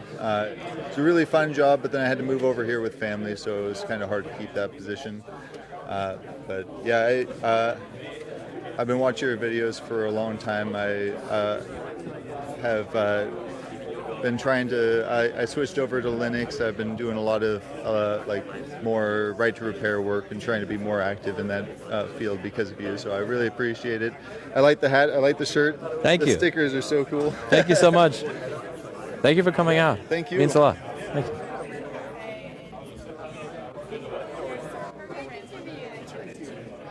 I'm hungry. There's some food. There's like. You want to be the interviewee? Me? Yeah. People love hearing what you have to say. Well, I don't know. I'm going to wash my hands real quick, and then I'm going to eat something. I can't do any interviews on top of the camera, so I'm just going Absolutely. to entertain the viewers. So this event has many, many cool people from all around the U.S. Get another one with better lighting. We I think have we're... a lot of people that came up from different states as well, which is awesome. Most of the room Let's do. consists. Oh, hi. Oh, we can do better than that. Hello. I'm not good at this. We got One second. viewers Me either. One and second. right to I'll best of you repair phone. advocates from One good thing everywhere, this piece of shit phone which can do. is awesome. All right. What's your... how do I message this to you? What's your email? Wait. I'm going to ask you to type it because I'm not going to have you put it in here. Yeah, that was a close one. That was a close one. Okay, so you're going to type your email in here, and I'm going to We attach... are also what do you mean doing subject? some Attach my social media fucking picture. interviews as well. Hey, everybody. Can you hear me? Show me the stuff out Yes. of order, K9. We are doing Okay, some there we go. social media interviews as well. Steph from Hulu is doing some One second. cool recordings for the Hulu social media.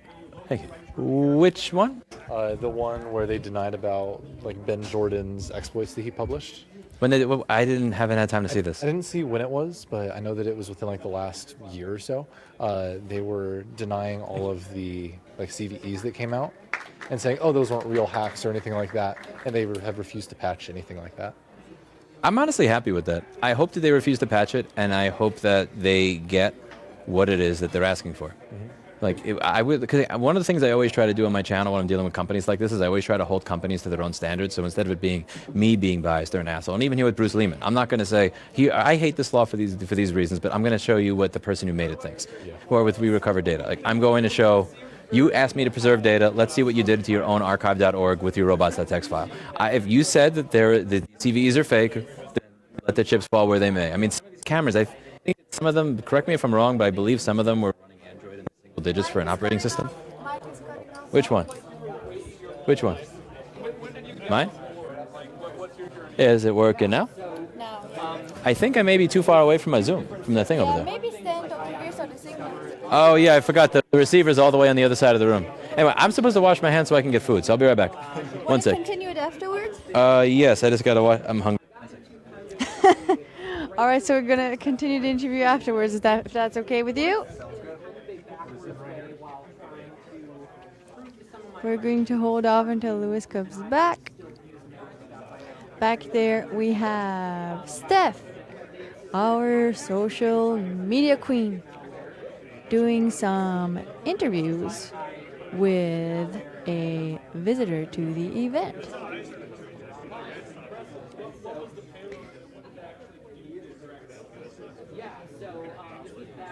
Steph is the, I think, second to last new hire of Fulu. She's been doing a great job.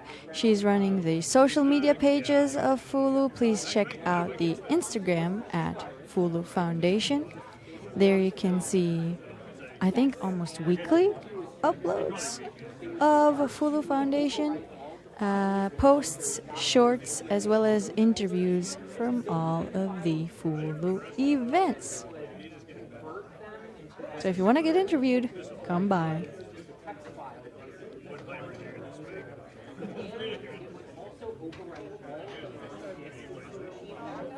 Bone apple teeth, Lewis. He's gonna get some munchin'. His favorite food is cheese. Most of the time, you will find him eat cheese cubes. They're usually the first thing missing from the fridge. Don't ask me how I know.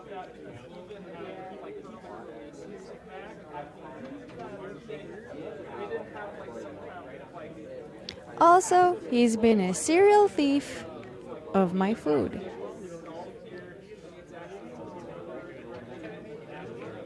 Every time I look back at my plate, it's empty. Right, Louis? Yeah. Oh, your mic is. Oh, damn! What do you got? What food have you had, good sir? The pretzel. Where's a safe place to put this?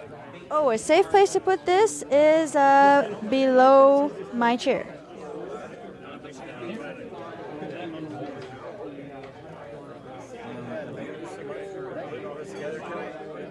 Probably get asked a lot. Go for it. Okay if I got a picture with Yeah, you absolutely. guys? Go for it. All right. Go ahead, boys. We got Pretzel. a nice group picture right here. I've heard a lot about you from this one in particular. Oh. I know I've been following you said for 10 years or something, right? Okay, here we go. Throw cheese at him. Yeah. Mukbang hour. Pepper jack. Thank you so much for all your Pleasure. Sorry, favorite cheese my hand's a little sweaty. is Thank you. Asiago cheese with Asiago bagels. Right, Louis? What am I saying yes to?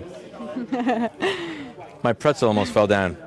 You got me on the spot. What's your favorite cheese, Louis? Definitely not Swiss. Asiago? Asiago or provolone? Asiago. Asiago cheese. Swiss cheese be overpriced. It's really good though. My favorite cheese is Swiss cheese. Gruyere Biased. and Appenzeller cheese. Thank you for coming out.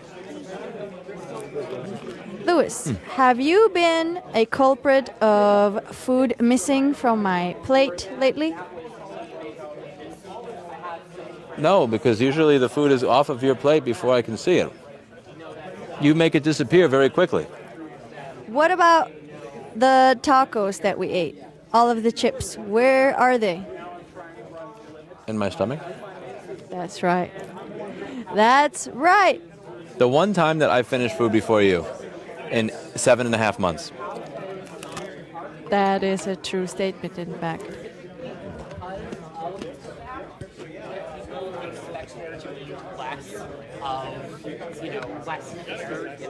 Hello. Thanks for coming out. Of course, my pleasure. I live 5 minutes from here. I love the shirt. I love the ape inside the lava lamp. Lilia, can you get a look at this shirt? This is freaking awesome. Look at the ape inside the lava lamp. Shout out B-Sides. Yeah, B-Sides PDX is an amazing conference. If you're ever in Portland in October, go there. I designed their badge for 2024 and gave a big talk there. Yeah, great guys. Shout out Joe Fitzpatrick. And Jack Reese Cider is also always there if you're ever interested in that. Well, thank you so much for taking the time. Yeah. Oh, that was, I forgot. Sorry, I needed food before my brain died. Yes. Yeah, I would love to see them get their own dessert there. Like if there's no bugs, you can't be mad when somebody breaks one of those digital locks in the fucking Android 7 or Android 9 based device you got. And when you release publicly disclosed vulnerabilities like that, they have a right to fix that. And Ben Jordan was so responsible. He did it in the most responsible way possible. Like, he really dotted his I's and crossed his T's. Yes, he did. I was just laughing. The crunch was like ASMR. I am not reaching into my pocket to mute every time I eat. This is my lunch. It's 8 o'clock, 7 o'clock. I'm going to enjoy this pretzel. And everybody watching is going to listen to me enjoy this pretzel. But Spokane also has a flock contract. They have a number of flock cameras around the area, and supposedly that contract is expiring or has just expired, but they are keeping the cameras running because all that data is still being harvested by those companies. I forget if there's some town in Illinois that put garbage bags over them. They're doing that here too. Because even if you stop paying, that just means you don't get access to the data. But that doesn't mean they're not going to stop collecting it, in my opinion. Yeah. I believe it is down in Sacramento that they just canceled their contract with Flock because they didn't want them to harvest that data for themselves. They wanted it to just be available for the police, which means that they were already selling it to other companies and whoever's paying for it too. I wouldn't be surprised. Yeah. They're scum, in my opinion. Yeah, they're awful. There's no reason to have a surveillance state like that. But. Can I ask a question? Okay, so there has been memes on social media of like vigilante people who mark the poles of flock cameras with cut here. What do you think of that trend? I think that we need to use more circular saws than sawzalls. This is not the opinion of Fulu Foundation. This has nothing to do with digital locks. This has nothing to do... Everything you hear from this point on is the opinion of this personal gentleman. Yes. And Lilia. I saw... Yeah, this is highly directional, so if it's only going to pick up. I saw a report that circular saws are a lot more useful for taking down poles and hello, pleasure to meet you. Than sawzalls. Thank you so much. My hands are a bit sweaty. So my suggestion is to go to Harbor Freight and invest in some new tools. What do you think of the lasers? Lasers only work so well. They can do temporary damage, but you have to be very close to do anything real. Yeah. And they can record for multiple days after they're disconnected from their solar panels, so be careful. Yes, they have I'm an just onboard going battery. to enjoy some more pretzels. I did not know that. How did These you look figure that exceptional. out? I saw reports about it online. So pretzel. And what's your name again? My name is Smiley, or at least that is my handle. And yeah, if you know, you know. Next best thing for a meal is a pretzel, Smiley. I suppose. Is there anything you'd like to Can't go promote? wrong with a You good don't have to if you don't want to. I'm not gonna promote my employer. Hard to eat I will healthy, promote B-Sides PDX. We do Great what we conference if you are ever in the Portland area. They also have a great conference over in Seattle. Thank you, good sir. Thank you very much. This has been awesome. Back here, you can spot Lewis grabbing some Sure. more. 1 sec. Let me just go back over. Yeah. Come for a line over here. Hello, Lilia. Hello, food thief. Would you like a pretzel? A pretzel? Yes. Sure. Have a pretzel. Exceptional. Thank you so much. All right, time for the next interview. I really appreciate your work, and I've been watching you for a long time. Thank you so much for coming out.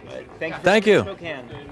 You've got your hands full, but I was just wondering if I could get your autograph right here. I just really, I've been appreciating you, and I'm just wondering if I can get your autograph, just... The Mr. Clinton and Blackberry Kitty Treat Agreement. It's just a random piece of paper. You don't have to read any of that. It The was just the signer only piece of of paper this I have laying agreement around. hereby It's agrees not that important. upon It's returning not home, he will give his kitties Yeah, Mr. I Clinton mean- and Blackberry extra treats for their enjoyment. We may amend and update the terms of this agreement at our sole discretion at any time to increase the amount of said treats by meowing really loudly and being generally obnoxious and/or adorable. Continued basking in the presence of Mr. Clinton and/or Blackberry constitutes further and ongoing acceptance of these terms and Okay, creates maybe an there is something obligatory on that paper. and continuing obligation to follow any further updates as put forth by adorable felines. No further notice or obligation is required on behalf of the felines involved. The signer of this agreement also hereby waives any right to constantly protect your court proceedings and instead agrees for the following to be arbitrated in accordance with the things on that jurisdiction paper, of the state of Texas by all kitties deserve extra treats, and we won't be biased when we're arbitrating cases. We pinky promise you can trust this law firm. To cancel this agreement, verbal standard written notice and anything else other than the following is not possible, nor considered a valid termination of said agreement. This said agreement may only be terminated by sending a piece of certified mail. You know what? Here we go. There we go. I need to do the Trump signing. They're like, Got to really get in there. I got to do the Trump. And thank you so much. I'm definitely, it's just a random piece of paper. There wasn't anything important on there at all. You should have made it 30 pages. I did save a copy for you as well, so that way, you could reference for the future. And technically, a copy for both of you. So there you go. I just really want I to can't say... return to Washington now. I genuinely appreciate the work that you do. Actually, because of you, I actually was able to work on my own 2015 MacBook Pro back in the day. And not only that, you helped me to start along on my journey of becoming more and more aware, not just about right to repair issues, but being politically active in general to make the world a better place and to be able to help the little people around me in my community that might not be able to look out for themselves. So thank you for doing what you do. Thank you for being you, and may Jesus bless you, fam. Thank you very much, my friend. You're welcome very much. Pleasure meeting you, sir. It is my pleasure to meet you, and don't forget, technically you owe them extra treats when you get home. I do.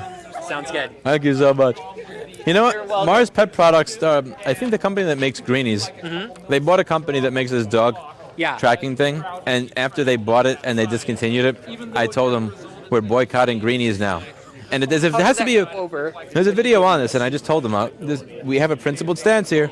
We don't buy from companies that change companies stay off the sale. And like Mr. Clinton, do not eat the greenie, and he's just like, Clinton did not agree. No fucking principles. No principles whatsoever. Well, in the latest video now, suddenly he seems to be turning around on all of his beliefs, and He likes the DMCA. Yeah. What's Asshole. going on with that That's boy? a bullshit ass cat. Yeah, seriously, you can say that again. True That's words a never bullshit ass spoken. cat.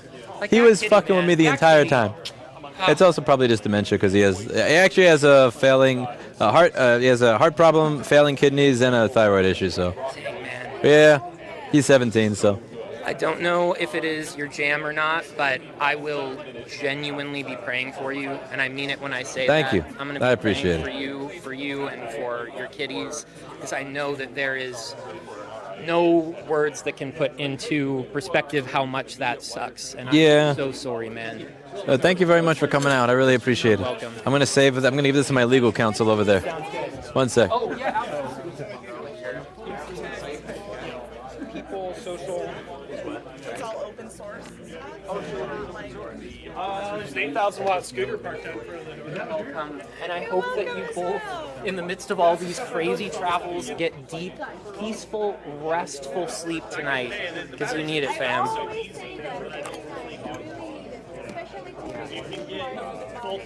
Oh my gosh, yes. Oh my gosh, yes.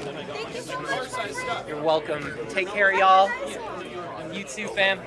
Pleasure me. It takes 6 months to fix it. I got rid of my... So now? Lewis, now you have a binding agreement to treat Clinton and Barry with extra greenies.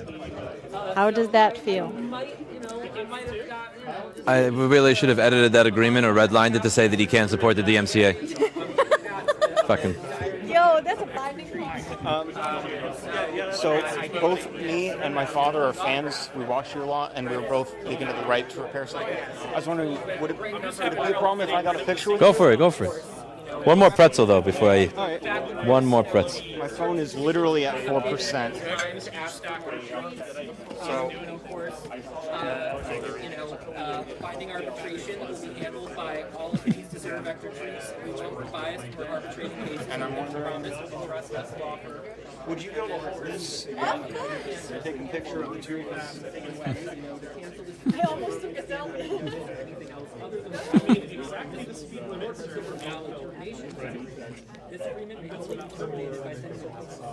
Thank you. You're welcome. Have a good day. Thank you. Hello. Hello. Pleasure to meet you.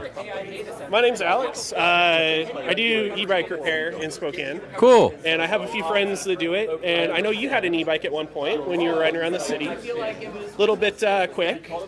And now they're making laws that are restricting the speed of the e-bikes. I have a button on mine for that. Yeah. I pressed the button once, 250 watts, 19 miles an hour.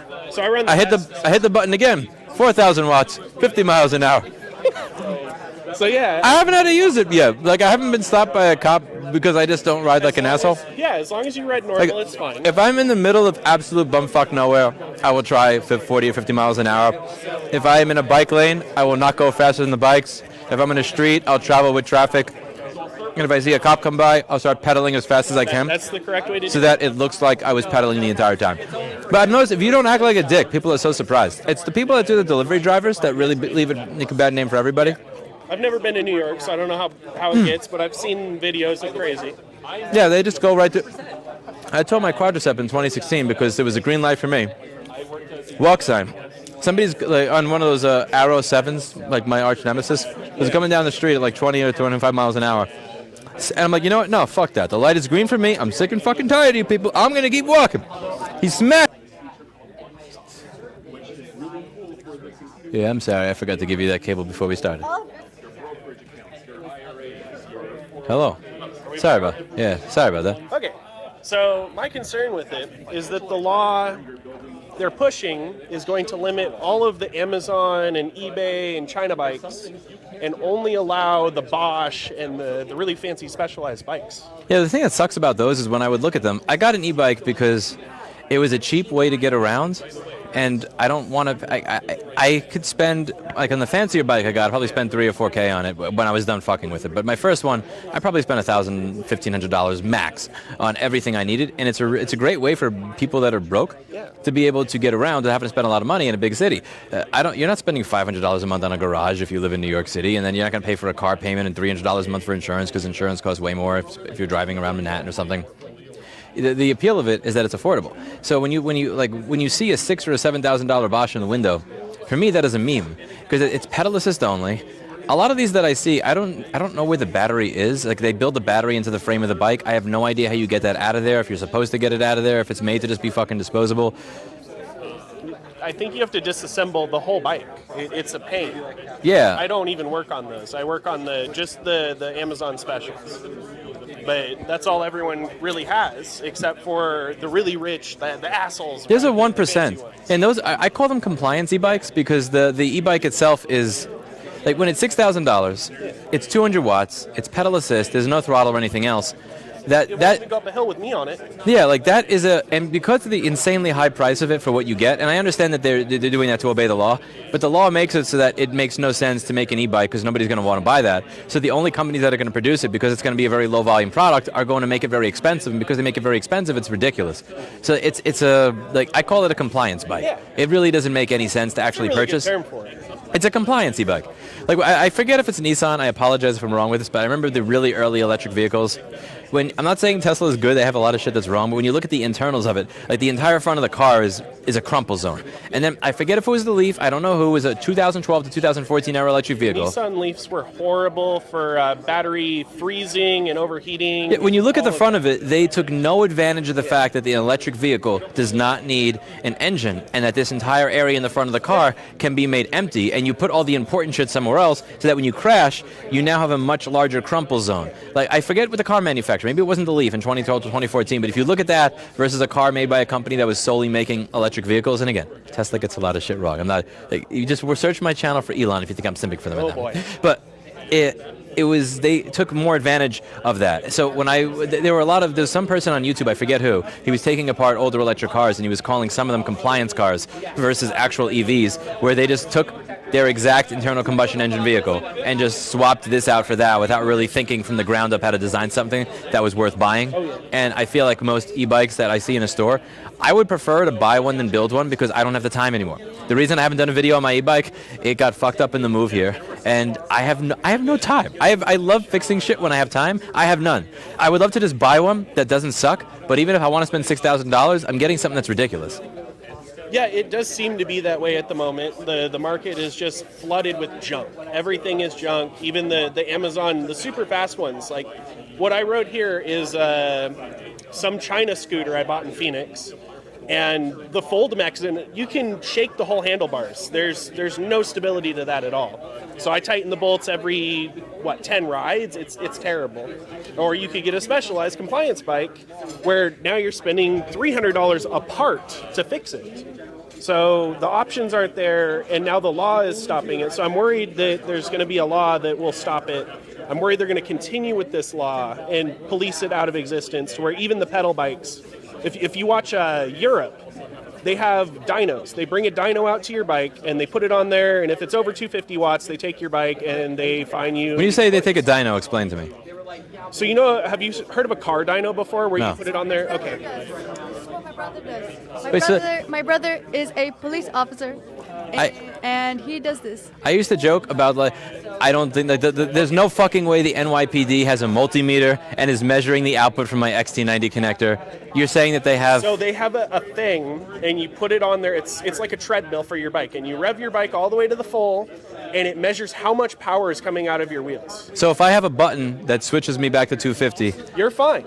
and that button is properly hidden like it was on my e-bike, I thought all this ahead of time, and then I was thinking to myself, yeah, I'm sure the NYPD has a multimeter. Yeah. But again, I never had a problem with it because I just never rode like a dick. Yeah. I would stop at the reds, or if I went through a red, it was usually, there's nobody here. I'm gonna do this. I wasn't like running people down and playing chicken like the Grubhub delivery drivers I mean, were. the only reds we run in this town are reds where you pull up and the light just does not change for you. Cars get. You don't have enough weight. Yeah, because I know that some of them have weight sensors where if there's over 1,500 pounds, the light will turn. Yeah. So if you have a bike or an electric bike, unless you can put 1,500 pounds of force. Oh wow. It detects for steel. This is what you're talking about. So this is the Zurich City Police. Whoa. So they will just sit your bike on a roller and they'll tell you how fast you're going. Damn. And if you go over your 15 kilometers an hour or your 250 watts, I have to show everybody. your scooter. Yo, get a psychoanalyst with profiles and hide the button. This is exactly what you're talking about. You need. Look into Vest. Oh man. Vetter makes an amazing controller nowadays. Yes.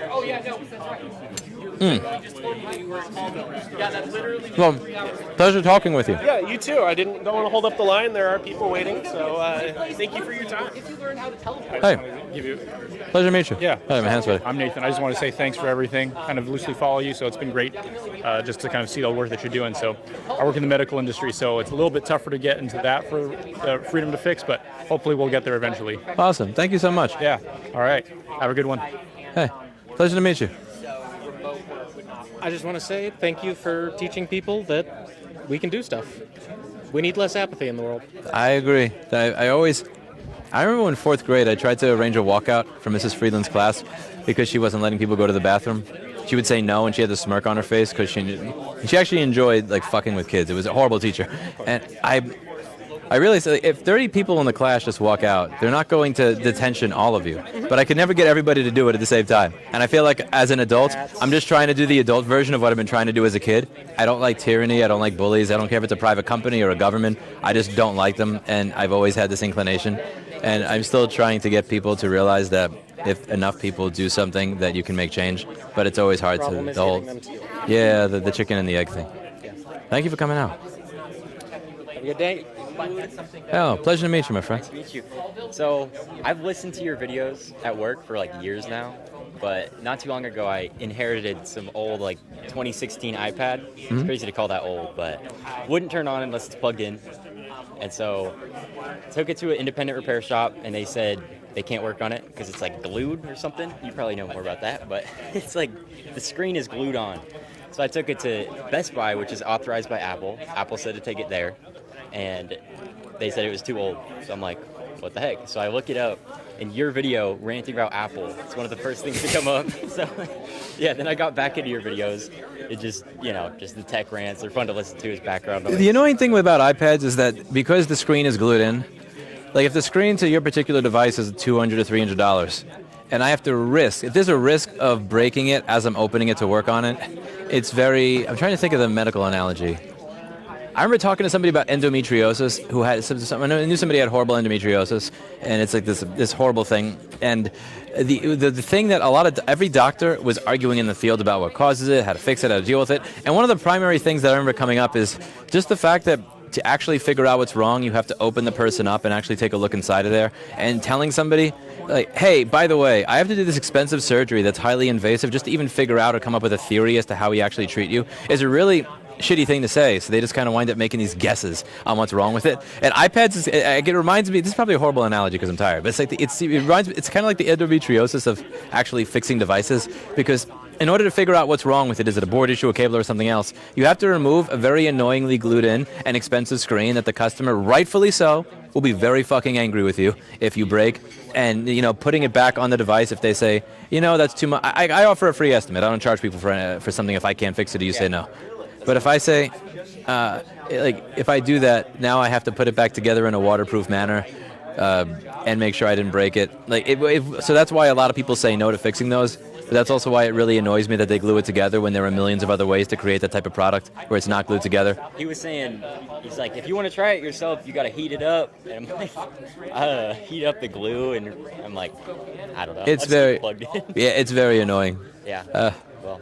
Thanks for watching. Yeah, for sure. Nice to meet you, dude. Yes.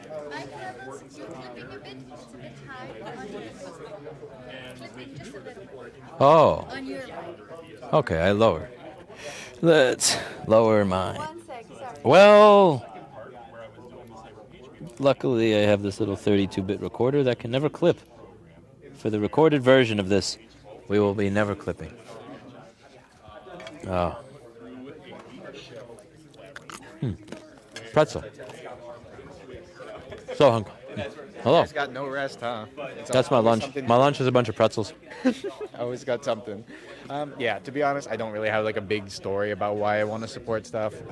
For me, it was just I took apart my old DS when I was younger, and I would like for more stuff now to be that easy to take apart. Awesome. Yeah. So, well, I really appreciate what you're doing with trying to gather people from like the grassroots level to make sure that this kind of thing is more well known and actually being where that communities are actually taking more steps towards making sure that right to repair is actually something that people will do. Thank you so much. So thank you. Hello. Hey, Lewis. Hello. I'm an indie game developer here in Spokane Valley. Oh, I cool. came to give you this as well as the story behind it. So, I am Zoom. Generally a digital-only kind of guy, right? I've been in the Steam ecosystem, all this sort of stuff all my life. I've had a physical collection, but I'm one of those normies who, through the convenience of it all, has largely lived on the digital side. And so, with Sony getting their asses handed to them recently, and especially your videos on arbitration and Valve, and you did something else with Steam, and I can't remember off the top of my head, but all of that put me on the path of creating a limited run of physical versions of my game just to see, could I do it? What were the costs? What was really involved? And are there any answers to DRM? Are there answers to all this other stuff from a practical standpoint? And I come away not only with a cool product that, you'll see all the fingerprints on it. Unfortunately, everyone wanted to take a look at something physical in their hands. I come away with, I kind of understand maybe why Sony is trying to get rid of discs at this time for a number of business reasons. And at the same time, I also come away with the reason people still love this physical disc version of gaming for the preservation, for just the cool factor, for any number of reasons. And I like to think that I've got a more rounded view as a result. Awesome. Thank you for coming out. That's it. I appreciate it. Thank you. Can you talk a little bit about your game and show it to the camera, because this just looks awesome. Oh, sure. Yeah. Enhance. Zoom. We've been making this for 3 years. It's like Punch-Out, but in real life. And in the game, you're an FBI agent from the Federal Boxing Investigations in a world where everyone solves all laws and disagreements through boxing each other. This is awesome! Oh my gosh!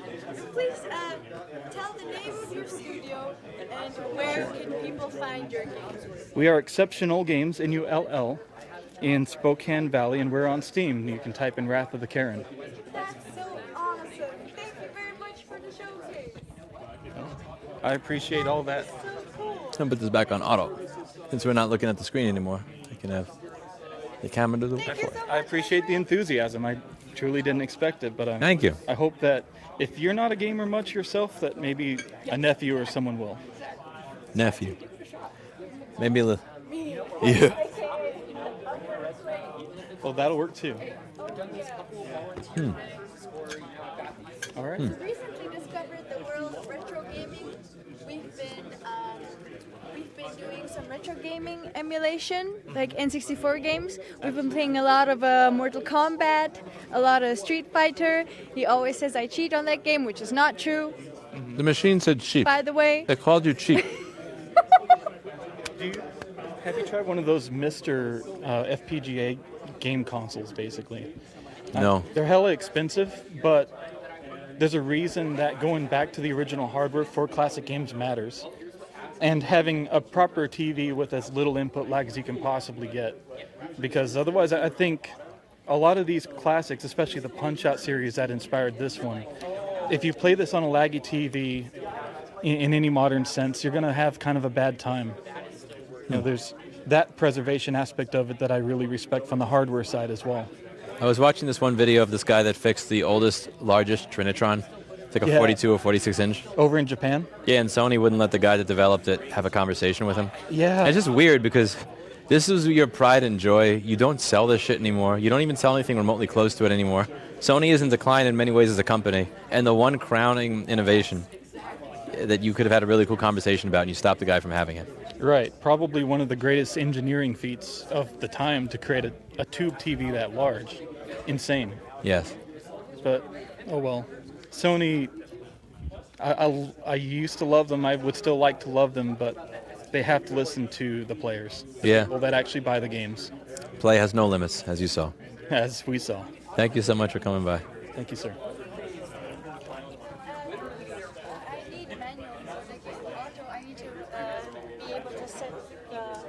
Thank you very much. Hello. As a homeowner, dad, I fix all my own stuff at home, and I'm just glad you're doing the work you're doing. Thank you. Don't want that precedent set that we can't fix our own dishwashers, so keep that dog in you. Thank you so much. I just want to say thank you, man. Thank you very much. You're a fantastic influence on the tech community, and it means a lot the work that you do. Thank you. Thanks for coming to Spokane. Appreciate it. Hi. Thank you very much. Pleasure meeting you.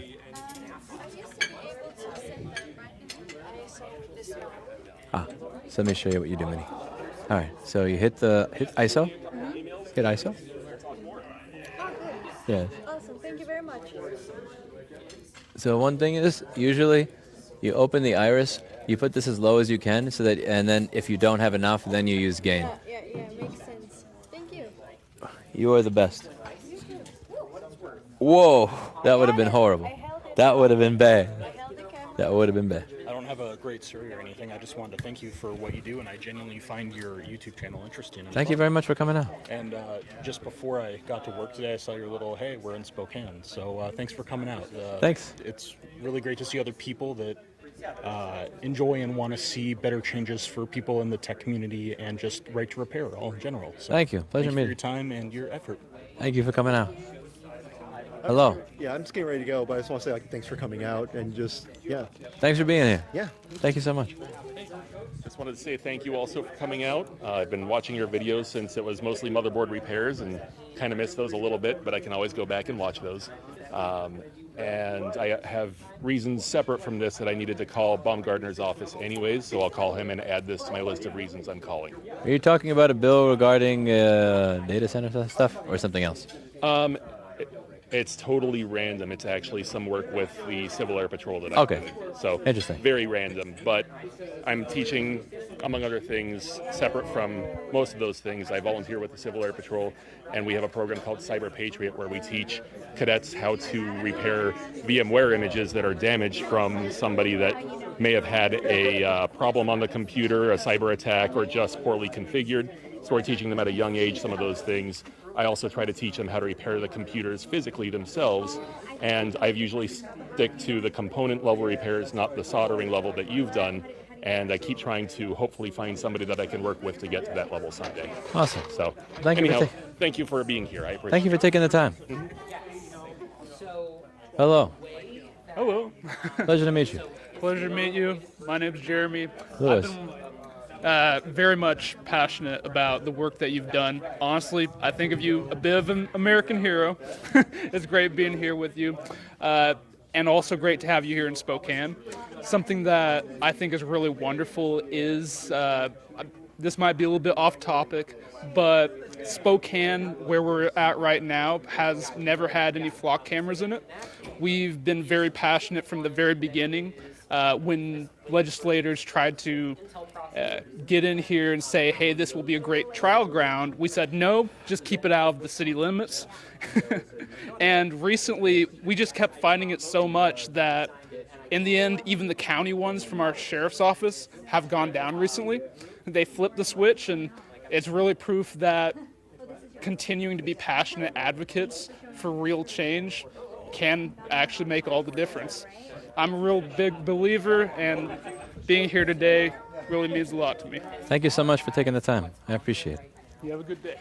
I just had another comment too. Go for it. I forgot to mention it earlier. So the digital locks, my Samsung watch sometimes just doesn't update the time, and so I'll look at the time and go, oh, it's 5 o'clock, and then I'll turn it on and it'll jump an hour into the future.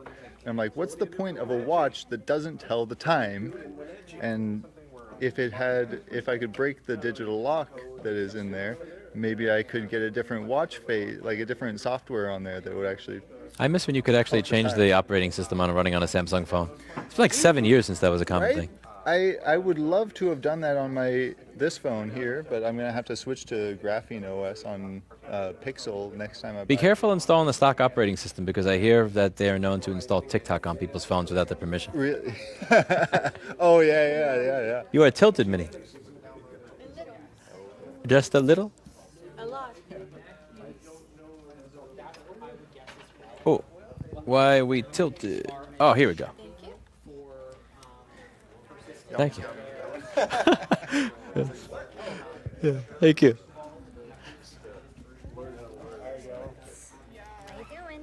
Good. It's almost sleepy time. Yeah. Hello. I'll get a drink at that. I have so many files for you, Steffi. I have so many files for you. I know you do.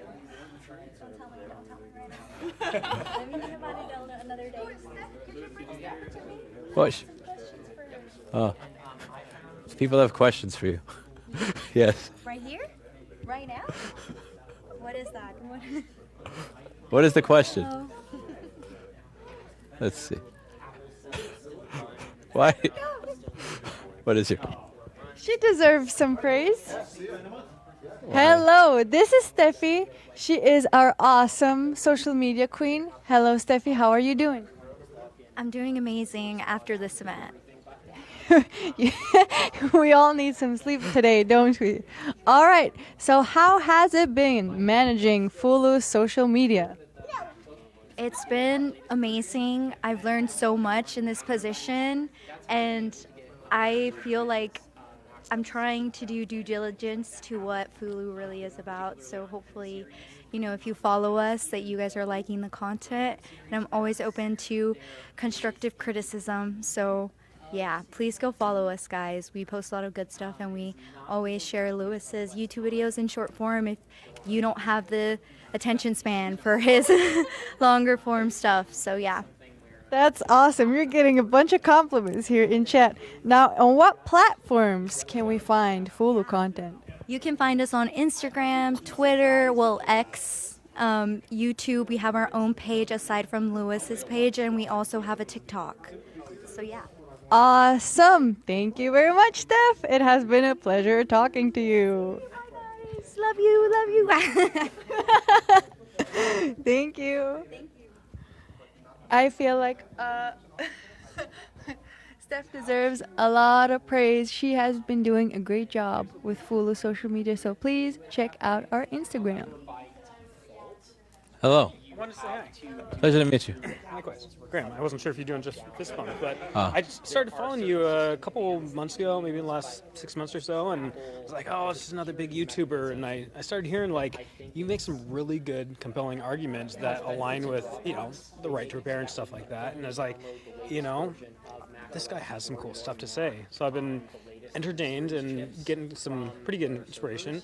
I particularly liked the other night you had one where you talked about like patriotism a little bit, and it kind of hit a nerve with me because I've had the same kind of thought. It's like, you know, patriotism is a good thing, but almost being ashamed of being American is like, you know, but you can be proud of being American without being proud of how things are being run. Yeah, when I see that they're accusing somebody of like, you know, child CSAM stuff, so that just because they don't like that he was involved in a particular protest, and then like using the wrong operating system, and then because somebody, the top voted comment on that video, and I got removed. I didn't do it. It was somebody saying it's not just that they can look through your phone. If you give somebody the passcode, they can also put things on there. Exactly. So if somebody walks up to me in this country without a warrant and says, "I want the password to your device so I can look through your stuff without you seeing what I'm doing to your phone," I'm going to say no. And if or I'm going to give them a code to delete everything. That would make me a criminal. So like for me, patriotism is always about the spirits and the founding beliefs behind it. It's not just I'm going to support everything that my government does. Yeah. And that's why I'm. Yeah, well, and I think I found some of your stuff because I've been following, you know, a lot of other stuff just about civil rights, like civil rights lawyer and stuff like that. Just like, hey, you know, getting an awareness and appreciation for the Fourth Amendment. You know, most of the amendments, but like that's a huge one. And like I said, you know, if they don't have a warrant to seize your phone, they don't have a warrant or a court order that you have to give over a password. They wouldn't even give him a lawyer. I mean, he asked for a lawyer 3 times, not once, not 3 times. Well, thank you for coming out. I really appreciate it. Thank you for listening to the stuff that we have to say. Appreciate it. Hello. I'm so tired. What brought you out? Oh, just interested in right to repair, and my son actually is more involved in it than I am, but he's very interested in it, and just wanted to hear what you had to say. Awesome. Thank you so much for coming out. I really appreciate it. Pleasure. Hello. How's it going? All right. Yeah, it was a really great presentation. Thank you. I really like your YouTube videos. It's very, very helpful to get that information. Thank you. Yeah. I used to work at Google for a long time and have a lot of opinions about... What'd you do? I was a software engineer there. It sounds like somebody's getting killed in there. I've been watching too much Black Mirror. Do you guys hear that? Somebody's getting chopped to pieces in there. That's where they take you should open the door. That's usually the right thing to do, right?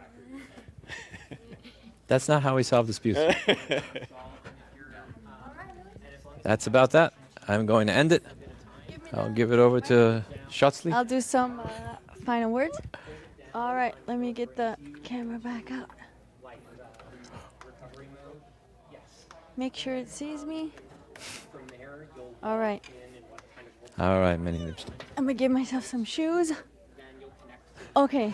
She doesn't reach. I don't have any shoes on because She doesn't reach the camera. My poor. This has been another great event. Thank you very much to everyone who's been tuning in. Peak viewers today, over 500. No, not bad. Thank you very much for tuning into the live. We have had more viewers than yesterday, which is pretty cool. We've had a high turnout. Unfortunately, well, I pray I'm maybe gonna make it for maybe a last tour stop or something. I won't be able to make it for further tour stops because I will be studying. Payment dispute. For my degree. There's a payment dispute. I'm not getting paid for this. I will be studying for my degree. Heartbreaking that I can't be here, unfortunately. So I'm not sure who's gonna operate the live streams. There's gonna be static camera, probably, right? There's gonna be a camera standing there, but there won't be a cool operator like me. Well, thank you very much for tuning in. Please come by if you have the capacity and if any of the tour stops is nearby you. And please make sure to send a postcard to your representative so we can get rid of this ancient bullshit law.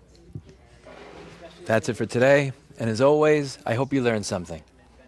See you next time. Bye. Bye now. Okay. You know how to stop the recording and the streaming? Oh, yeah. Let me show you how to do each. The recording one is easy. Streaming requires going into the menu. camera woman. The comments are awesome. Okay, so you go to menu. Watch this.